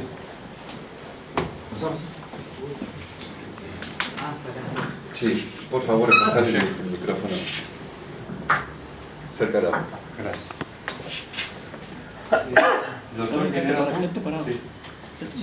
no, digo que potencialmente cancerígeno, no podemos comparar el glifosato con el mate. Porque el mate, lo que es cancerígeno es el agua caliente, la quemadura esofágica, lo que produce el carcinoma de esófago. En cambio, esto es otro tipo de elemento. Aparte de eso, si entramos a buscar elementos que del glifosato, encontramos cualquier página de Monsanto y de estudios serios, el famoso ratón de Monsanto, donde aparece por todos lados en la bibliografía el ratón de Monsanto, que es un ratón lleno de tumores. Eso está vivo en Francia. No, por favor, no podemos comparar el mate con una cosa que si vamos a... Si me permiten, yo no lo comparé, dije que estaba categorizado igual por la Organización Mundial de la Salud. Igual, eso es lo que está publicado. No, yo no estoy comparando, estoy agrónomo. Pero también tenemos que hacerlo. Gracias. Bueno, me voy a presentar, mi nombre es Raúl Puig, hace 52 años que soy apicultor. Pertenecí en algún momento a la Comisión Asesora de Política Apícola. Durante 15 años fuimos uno de los autores de la ley 17.115, que el doctor la puede revisar y sabemos que no se cumple. Nos preocupa sobremanera el hecho de que hemos perdido el mercado de la miel de Alemania. Y lo hemos perdido porque han aparecido en mieles exportadas, ¿verdad?, trazas del glifosato en número mayor de lo permitido. Sabemos también que el 75% de la producción agropecuaria del país depende del trabajo de las abejas. Así que, si no hay posturas, ¿verdad?, por las semillas que no existen, que polinizan las abejas, difícilmente podrán exportar carne. Me preocupa sobremaneramente también el hecho de que si aparecían mieles y si aparece carne, ¿qué pasa con la economía uruguaya? Sabemos también que en las áreas sojeras aparecen determinadas enfermedades. En comunicaciones particulares con algunos urólogos aparecen mayor prevalencia de cánceres de riñón en áreas sojeras. Y no hay respuesta a esto. En el año 2004 había 5.000 apicultores, hoy queda menos de la mitad. Todas respuestas que evidentemente el Ministerio no tiene contestación. Nada más. Patricio, a ver si te puedes acercar acá, por favor. Si puedo. Hablar bien fuerte. Habla fuerte. No, fuerte que es más fácil. Me anoté porque siempre me olvido de algo. Entonces Silencio, por favor. No, lo primero saludar el debate. Me parece bárbaro este debate, con una apreciación que capaz que hubiese estado bueno que se haya hecho antes de que se aprobara la ley. Es la única apreciación que hago, con todo respeto, porque fue una ley que se aprobó a la hora de la mañana de senadores, o sea, y todavía no estaba tanto en la opinión pública la ley como creo que se va a ir poniendo de a poco, pero lo saludo igual, el debate me encanta, digo, está muy bueno. Voy a leer rapidito un párrafo del 2004, el 31 de octubre del 2004, cuando me acuerdo que salí a festejar, no solo por esto, sino el 31 de octubre del 2004 la ciudadanía apoya la reforma constitucional con un 64.7% de los votos, donde el acceso al agua y al saneamiento es declarado de derecho humano fundamental y su gestión solo puede estar en manos públicas. Porque yo me quiero ir un poco del tema medioambiental, yo no soy medioambientalista, no, o sea, no me quiero ir un poco de ese tema al tema político, porque por ejemplo, entiendo como dijo que tú te reunís con la gente de la Comisión de Cuencas, ellos proponen crear un ministerio de hidrología. No sé en qué quedó eso. ¿Nunca lo escuchaste eso? No. No sé quiénes son ellos los que... la gente de la Comisión de Cuenca y la gente de la Comisión de Santa Lucía. La gente que laburan bien, no son muchos. No lo conozco bien. Ahí va. Pero, no voy yo personalmente, pero laburan bien, digo, ellos sí, sí. Son en Santa Lucía. ¿Por qué digo el tema político? Porque esta ley, como dice, a los que le da, a los inversionistas extranjeros, a los que le da, como se habló recién, el tema de la ley de inversiones, que le da lo exonera para que puedan invertir. Y también a los que hay nacionales, a los que inversores nacionales que aparecieron de último, se les prendió, no sé por qué, son la AFA. Yo antes de venir acá escuchaba un debate entre gente de la oposición y del Frente Amplio, pasándose un poco la pelota por este tema de los cincuentones, digo, o sea, ¿cómo hacemos para sacarnos la AFA de arriba? Y ahora le damos este changüí para que hagan este negocio. Otro tema, el tema del agua que se pierde, con todo respeto, el agua que se pierde, porque ahí me dejan de colocar con el... Porque mi maestra Elisa, en tercer año, me hizo un dibujito que cuando llueve, el agua llueve, vuelve a estar gaseoso y vuelve a llover, entonces como que el agua se pierde, esa parte... Yo aclaré eso. Sí, está. Y para que ya... No, si están, se presentó un recurso de constitucionalidad de esta ley, eso están, no sé si están, al tanto, no, porque me anoto porque siempre me olvido de no, el tema, si no sienten que como, que ahora, no se sienten un poco como que, o sea, el Frente Amplio siempre estuvo en contra de esto. Y hoy por hoy, yo lo digo con mucho dolor, sinceramente lo digo con dolor porque el día que me dolió porque uno tiene que sale o sea, este avance neoliberal que hay, que se viene, que lo vemos venir, o sea, mirar para el costado y estamos rodeados.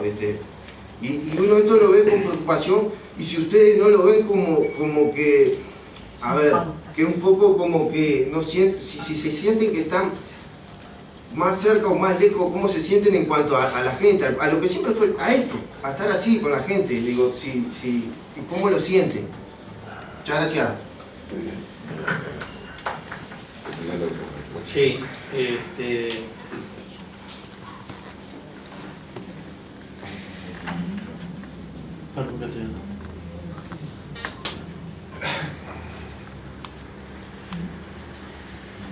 me quedó de la... Voy a empezar por la que me venía pendiente. El compañero sí que no sé cómo se llama. Eduardo planteaba que él era herrero y que él no tenía ningún beneficio de la actividad agrícola. Y está bien, pues, él lo puede sentir así. O de la soja, está bien, pero... está bien. Yo puse un ejemplo bien claro del año 2002, que es el único que yo viví, y de tarde yo ya estaba trabajando ahí, no sabíamos si el día siguiente teníamos laburo o no teníamos laburo, y era solo lactosa para la ganadería. Entonces, yo, con el mayor de los respetos, Eduardo, seguramente tú no tenés ningún productor sojero cliente tuyo, pero yo estoy seguro que algo, y eso lo tenemos estudiado, el derrame de la actividad es a toda la sociedad. Y que no te llegue directamente no quiere decir que no te llegue, porque hay gente que vende servicio, hay gente que labura en esto, seguramente, pero también. Pero, y dijiste algo, algo así como que el humano no conoce el tema riego, ¿verdad? No, perdón, eso lo dijiste. No, lo dijo mal. Alguno de ustedes en una radio lo dijo. Que fue lo peor. No, yo no fui. Pero yo le levanté. ¿Sabes por qué? Me hago cargo de lo que digo, eso no. ¿Sabes por qué? Porque para mí está ligado con lo otro. Perspectiva, creo que lo dije. Porque En perspectiva. puede ser, no sé, yo no lo escuché. Pero para mí está ligado con lo otro. Porque si el 76% de nuestras exportaciones son de origen agropecuario, tú tenés algo, de algún lado te chorrea del agro. ¿Verdad? Yo no te conozco, no sé quién sos, pero te lo puedo firmar. Y creo que como país en el cual el agro es tremendamente importante, tenemos que trabajar mucho en esto. Y por eso me parece que estas reuniones, aunque nos enojemos un poco a veces y tengamos posiciones distintas, tenemos que seguirla haciendo, tenemos que poner la cara. Porque nosotros tenemos una sociedad que está partida. Y esto es para todos los sectores políticos, para todos. Por lo menos yo lo veo así. Y además lo tenemos probado. Hemos hecho investigaciones aquí. Y ¿saben cuál es la visión que hay desde las ciudades del agro? Que el campo es para ir a tomar aire puro, comer un asado. Y muchas veces productores con camionetas 4x4. Es una herramienta más. Y al revés, también esto se genera. El productor agropecuario renegando con los impuestos, que no me pongan más impuestos, que los impuestos son altos. Entonces, la verdad, somos 3.200.000 habitantes y a nuestro juicio, si la actividad agropecuaria es tan importante, tenemos que sentarnos a comenzar esta cosa. Esto tiene que ver con una conciencia agropecuaria que yo creo que no tenemos y que lo que genera no es un tema solo de Uruguay, es del mundo, pero acá es grave que los jóvenes no se queden en el campo y se vayan para la ciudad y no seamos capaces de enamorar uno para que vaya de la ciudad al campo. Y en el campo se puede vivir bien, se puede trabajar igual o menos que en las ciudades y se puede vivir perfectamente bien. Y nosotros, todos, me incluyo, yo soy hijo de productores rurales y vivo en la ciudad. Y creo que eso no está bueno, que le dejemos eso a las generaciones que vienen. Yo creo que tenemos que trabajar ahí. Nosotros hicimos un trabajo de esto, porque estamos muy preocupados con este tema de conciencia agropecuaria, estamos pensando que hay que llevarlo a las escuelas y conversarlo con los jóvenes, porque si no, quieran que no, terminamos dependiendo de alguna forma de la actividad agropecuaria, o por los ingresos, por lo que comemos, por lo que viene. Entonces, no puede ser que tengamos una consideración de una sociedad agropecuaria que es como de segundo orden, ¿verdad? Que es mejor irse para el pueblo y ser doctor, porque a todos nos dijeron. Yo tuve la suerte de poder estudiar, pero me parece que eso no construye. Es un poco para poner arriba de la mesa este tema que a mí me gustaría debatirlo con bastante más profundidad. Pero de la cantidad del chorro vamos a discutir. Porque si chorreó, pero la cantidad. Bueno, pero para eso te digo otro. El caudal del chorro. El caudal del chorro.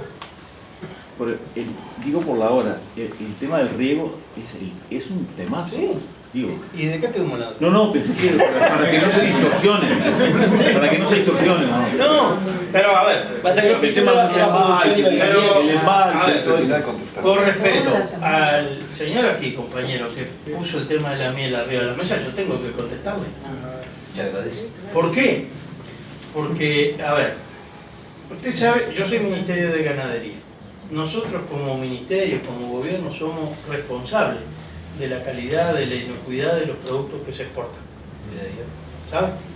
Y nosotros como ministerio no hemos recibido ningún reclamo de mieles contaminada con glifosato. Ninguno. No, espera un poquito que yo lo escuché atentamente. Ahora me escucha usted. No, entonces, primero, no hemos recibido ningún reclamo. Es cierto que exportamos menos a Alemania. Y es cierto que los importadores dicen que hubo residuos de glifosato. Y hay residuos de glifosato dentro, a nuestro juicio, dentro de las tolerancias permitidas. Nosotros somos los primeros cuando un gobierno, y Alemania es de los más sensibles en esto. Y tenemos acuerdo que tuve la semana pasada con el ministro alemán que estuvo aquí, tenemos un proyecto compartido. Ningún reclamo recibido, ninguno, cero. Y realmente no hubo nada. bueno, entonces, yo si no tengo, pero si no tengo reclamos formales del país, a ver, hay una bajada de precio en el mundo de la miel y nosotros vendimos menos miel a Alemania, vendimos menos, seguimos vendiendo a otro lugar, a Alemania vendimos menos y hay un problema de precio. Entonces, la verdad, yo no tengo ningún elemento para decir que lo que perdimos en Alemania sea por el glifosato. Lo dicen los importadores, bueno, allá ellos. Ministerio de Ganadería no tiene nada arriba de la mesa de esto. ¿Qué más era? Disminución de las colmenas. Disminución de las colmenas, sí, es cierto. Hay problemas. 5% menos de colmenas. No, está bien, hay menos. El tema del glifosato, primero, perdóneme, lo estamos estudiando fuertemente. Estamos haciendo muestreo, no estamos encontrando hasta ahora asociación entre el uso en el cultivo y los residuos en la apicultura. Y que yo soy de campaña y yo sé que los apicultores también no usan glifosato. Pero el tema aquí, de fondo, como país, ¿cómo hacemos? Es cierto que hay temas, pero hay algunas cosas que no son menores, yo no las puedo cuantificar. Si usted es apicultor, usted sabe que las abejas... no tienen alambrado. No tienen alambrado. Pero vivían en buena parte de la flor morada, de los rábanos, de la mostacilla. Bueno, y hoy no hay más. O hay poco rábano, poca mostacilla, poca pradera. ¿Por qué? Y bueno, porque el modelo de país fue hacia otro lado, a una agricultura importante, con el uso de herbicidas. Y yo cité maleza, no lo que usan las abejas, pero son otras. Pero cuando se cambia el sistema productivo, obviamente que hay menos pradera y casi no hay flor morada. Yo, la verdad, antes se veía el campo azul y bueno, y entonces, y las abejas de algo tienen que vivir y comer, ¿verdad? Es así. También es cierto que hay un tema de cambio climático, las temperaturas no son las mismas, y también es cierto que hay mortandad de abejas por mal uso de agroquímicos, y ha habido sanciones de eso, y hay gente que lo usa mal, y yo no voy a defender a ninguno que usa mal. Pasan, estas cosas pasan. Entonces, aquí hay todo un desafío y estamos trabajando. De repente usted no conoce, pero la Comisión de Desarrollo Apícola que funciona en Dijegra, en este momento está tratando de proponer una ley para protección de polinizadores. Me gustaría que usted les pidiera a la Comisión que lo vayan a visitar. Perdón, tengo la última pregunta por allá. Yo hablo un poquito fuerte, igual no hay problema. En lo último voy a discrepar un poquito contigo de que en el campo se vive bien. Acabamos de tener en la justicia la paliza que le dio un capataz a un trabajador y los otros compañeros enfermos que tenemos en la frontera, y es por contaminación. Pero bueno, eso es otro tema que también se puede discutir. No, lo que me preocupa a mí es el contenido de esta ley, si se está haciendo en proyección y sobre el impacto futuro, porque es unos problemas. Nosotros hemos aprobado muchas leyes y muchas normativas y a veces sin tener el estudio de impacto sobre los ambientes. Y eso es uno de los problemas que ha tenido nuestro gobierno, porque al presentar de repente desarrollo de determinadas leyes por el corto plazo para desarrollar determinada industria, después nos produce determinados problemas. Lo acababa de decir ella, que cuando hicieron algunas represas no previnieron que si se metía el ganado, porque tal vez en esa zona no se criaba ganado todavía, pero hoy se ha arrimado el ganado a Canelones porque toda la parte desde ganadera se está transformando en montes y ganaderas.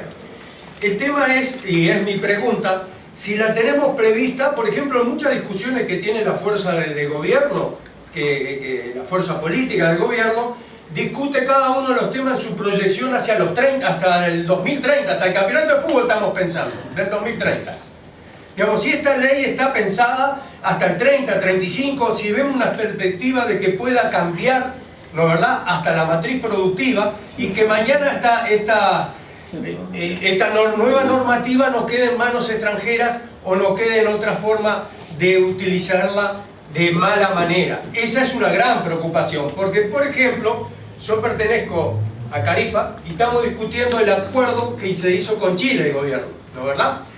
Y ahí el Ministerio de Industria y Energía, los compañeros pusieron bien claro, el tema tecnológico no se coloca ahí adentro, porque el tema tecnológico avanza todos los días y no podemos comprometernos hoy a una cosa que puede cambiar en el futuro. Entonces nos protegemos. Por eso quería saber si esta ley tiene una normativa que nos protege de aquí a 30 años, por ejemplo, y que no quedemos agarrados en esa ley, ¿no? Esa es la idea. Es una pregunta así contestando. Compañero, me quedó un tema, perdónenme, pero lo había notado acá, que un compañero, por decir el fondo, hizo que lamentablemente no habíamos venido antes. Tiene razón, tiene razón. Yo lo primero que dije es que nosotros no somos buenos comunicando. Pero créanme también que nosotros podríamos venir, sí, claro que podemos. Y la voluntad está, y les pido disculpas por venir después que está la ley.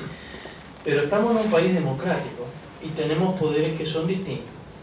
Esta ley de riego fue aprobada por una amplia mayoría de varios sectores políticos por un poder legislativo que elegimos entre todos los uruguayos.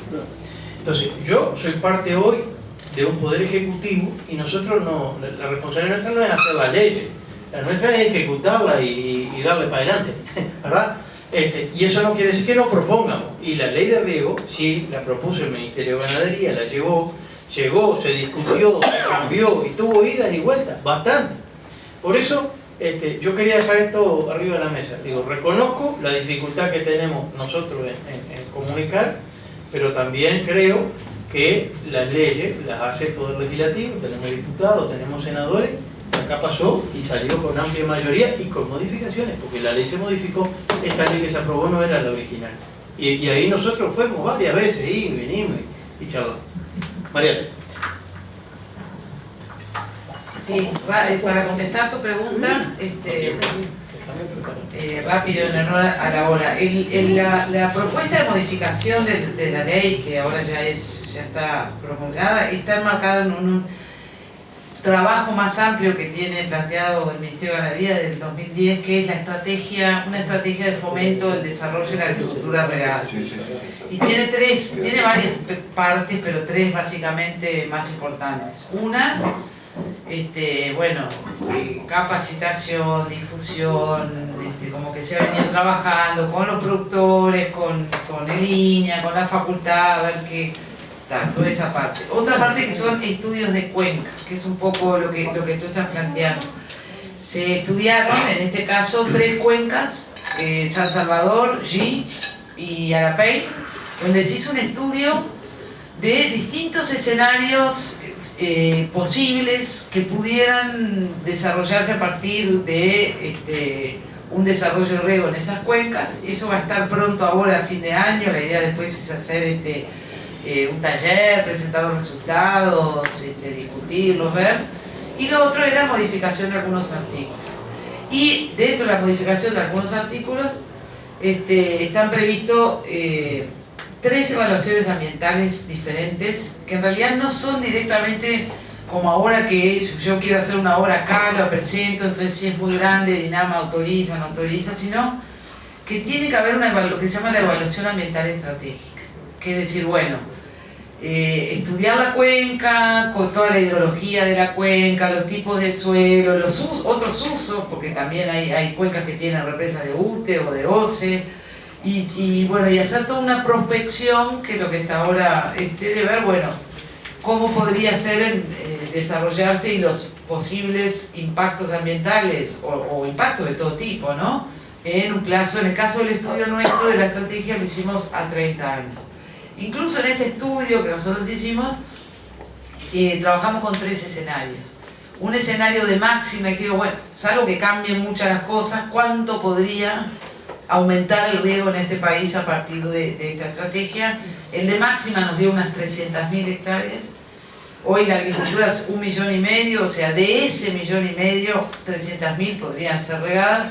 En un escenario de media, 170.000, y en uno de mínima nos daba los valores más o menos, porque están en un documento que ahora no tengo conmigo. O sea, y el de mínima daba alrededor de 17, 20.000 hectáreas. O sea que hubo un estudio y está eso pensado, y además la ley prevé que se hagan esos estudios desde el punto de vista de los impactos en las cuencas donde se vaya a desarrollar el riego, que no va a ser en todas, no sé, donde hoy está la agricultura, sí se desarrolla. Bien, estamos llegando a la hora de finalización, quedan 2 preguntas que quieren hacer acá. Y consultado, el ingeniero Benech está dispuesto a venir otro día, digamos, dejando pasar ahora las fiestas en enero, febrero. O sea que si hay interés, volvemos a convocarlo, y él con gusto dice que estaría de vuelta. Tú, por favor.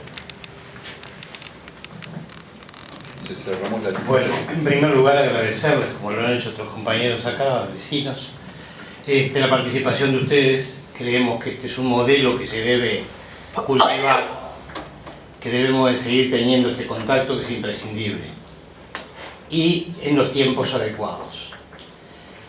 Esa es una parte. La otra parte es, yo no voy a opinar sobre ni la ley de riego, ni todos los demás temas que se plantearon, porque no soy idóneo en el tema, y lo único que podría hacer es amplificar opiniones de otros idóneos que opinan en contra de esto. Y como en todas las cosas siempre hay 2 bibliotecas o más. Por lo tanto, creo que debemos de seguir enterándonos. La inquietud era justamente informarnos más que dar opiniones. Creo que a los uruguayos lo que nos importa y nos está generando un gran cuestionamiento es la pérdida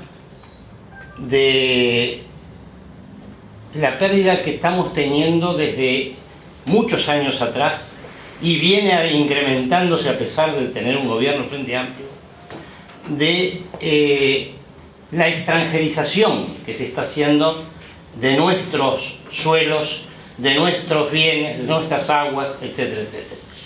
Las privatizaciones, la extranjerización de la tierra ha sido enorme, lo que ha crecido desde el 2005 a la fecha. Cada vez tenemos somos menos dueños de nuestra tierra, y yo creo que son elementos estratégicos para un país. Creo que eso es lo que en el fondo de todo, y es un tema netamente político, nos está carcomiendo a los uruguayos, y fundamentalmente a los uruguayos progresistas, a los uruguayos de izquierda.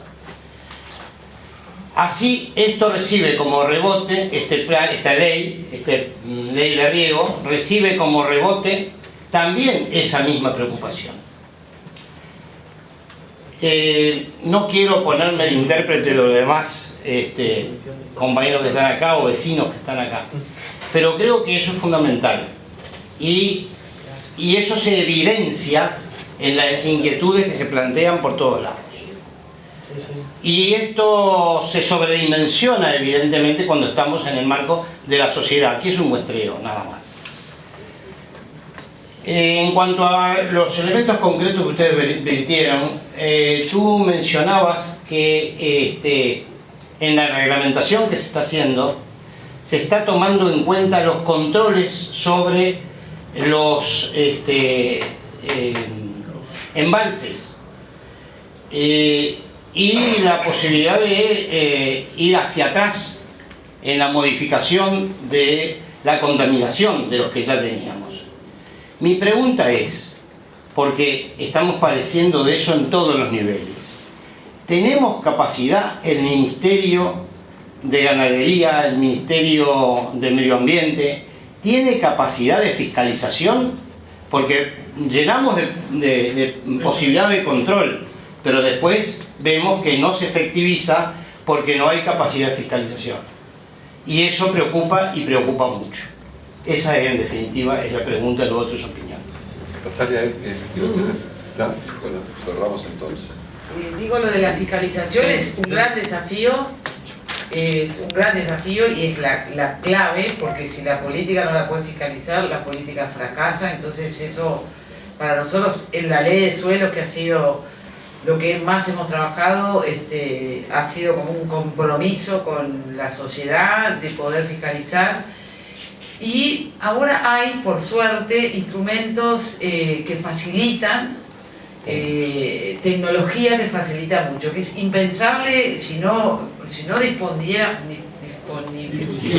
muchas gracias de esa tecnología. Hoy sería, te diría, no estaríamos capaces.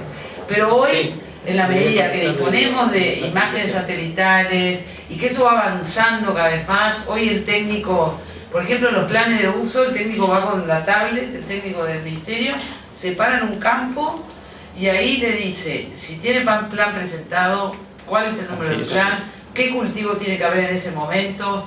Y bueno, entonces todas esas herramientas son las que estamos disponibilizando para luego seguirlas usando. Obviamente que solo no, como digo, hay profesiones, los agrónomos, los veterinarios, los técnicos agropecuarios que andan en los campos, que están en las chacras, que tienen que, es como nosotros decimos, los profesionales que andan en los campos tienen que entender las cosas, aprender de los temas, impactos ambientales del sector, y tienen que colaborar, tienen que hacer ejercicio de la profesión haciendo suya un poco la gestión ambiental de los sistemas productivos. Y después el control social, que en los últimos años... Los que vamos a pescar también. Los que vamos a pescar, y claro que sí, porque antes no, que le decían, que no digo, ahora eso se está cambiando. Yo creo que es muy bueno y tenemos mecanismos ágiles de denuncia, que antes era, veías algo, no sabías ni dónde llamar, ni a quién, o sea, todos esos mecanismos juntos hacen que creo que se está en buenas condiciones, no perfectas, pero en buenas condiciones de hacer la fiscalización y los monitoreos, porque además es la clave de que funcione, ¿no? Yo creo que si no, todo se cae, después perdés credibilidad, es lo mismo hacer que no hacer, y eso complica todo. El compromiso es hacerlo bien, pero tiene que involucrarse también la gente. Bien, para cerrar, bueno, voy a tomar un poquito, por lo menos, de la pregunta tuya, que es una preocupación de toda nuestra izquierda, que es la transferización de la tierra, que no es un tema menor, que lo hemos tenido en la discusión desde que yo me acuerdo, toda la vida estuve en esto, y hemos podido hacer relativamente poca cosa, y no es sencillo este tema, y yo voy a decir por qué entiendo que no es sencillo. Si ustedes revisan todos mis apellidos, yo no tengo ninguno que sea de acá, son todos originarios, y Uruguay son un país de inmigrantes. Es difícil manejar esto.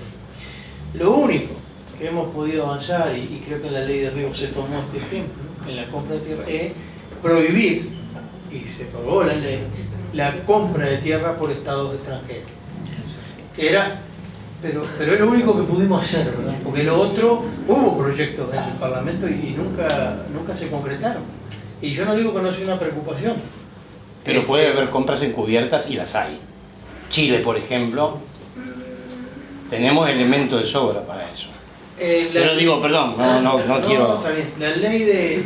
¿Vos te acordás, Alberto? Pero ¿cuánto hace? En el periodo pasado fue que se aprobó. En los últimos... porque esa era una preocupación. Y te digo la verdad, yo he recibido delegaciones de extranjeros, chinos y todo, queriendo comprar tierra. Y la verdad es que lo único... A ver, hay cosas que podemos hacer y otras que por más que quieramos a veces no podemos. Eso se aprobó y Uruguay está protegido por la compra de tierra. Porque si fuera, si no tuviéramos mínimo eso, yo qué sé, los chinos vienen a comprar la portera cerrada, ¿no? Entonces, yo reconozco eso y bueno, compañero, primero, un gran agradecimiento por aguantarnos la lata a nosotros, y yo vengo todas las veces que ustedes quieran. Lo único que les pido es programemos. y programemos en el buen sentido, porque tratamos de contestar todas las respuestas, porque yo no soy especialista en todo. Hay un montón de temas que la verdad les dije lo que yo sé, pero si ustedes vienen y me invitan, yo les puedo traer quienes hacen la evaluación de riesgo ante organismos genéticamente modificados y que le van a dar un montón de fundamentación que yo no la tengo en detalle, ¿verdad? Puedo atraer al presidente de la Comisión Honoraria Apícola para que es un apicultor. Amigazos son. Bueno, y se lo traigo, lo siento acá conmigo y Se sienta este lado. no, ahora, si viene como presidente se sienta acá. No, ¿me entiende? Les digo esto, porque si para enriquecer la discusión, que yo venga a hacer un discurso, un talenteo, a esta altura de la vida la cara me da para cualquier cosa, puedo hablar de cualquier cosa, pero creo que tenemos que poner el máximo rigor en la información. Yo algo puedo poner, pero hay compañeros del ministerio que pueden poner más que yo. Y estoy dispuesto a traerlo si somos capaces de agendar. Pero además, quiero poner arriba de la mesa, y esto no es queriéndome cubrir las espaldas, yo reconozco la dificultad en comunicación. Deberíamos haber venido antes, deberíamos haber... Ahora, ¿saben qué? Alberto y yo venimos de Salta. Estuvimos hoy allá trabajando con un tema que tiene nada que ver, los perros. Es otro quilombo que tenemos. Es otro quilombo que tenemos. Bueno, vamos a discutirlo en otra. Pero venimos de Salto porque se armó un lío bárbaro en nuestra sociedad, en un departamento que hay Lismañasi, que hay perros enfermos y que la gente no los quiere mandar y siguen desparramando bichos. No puede ser que como sociedad que tengamos estos problemas. Por eso yo les pido, le pongo esto de ejemplo, porque nos pasa, yo tengo que opinar de todo, yo opiné de miel, de transgénico, de riego, y hoy de mañana estábamos chipeando y capando perros.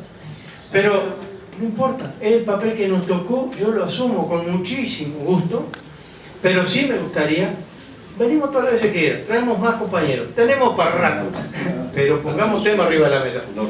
Muchísimas gracias.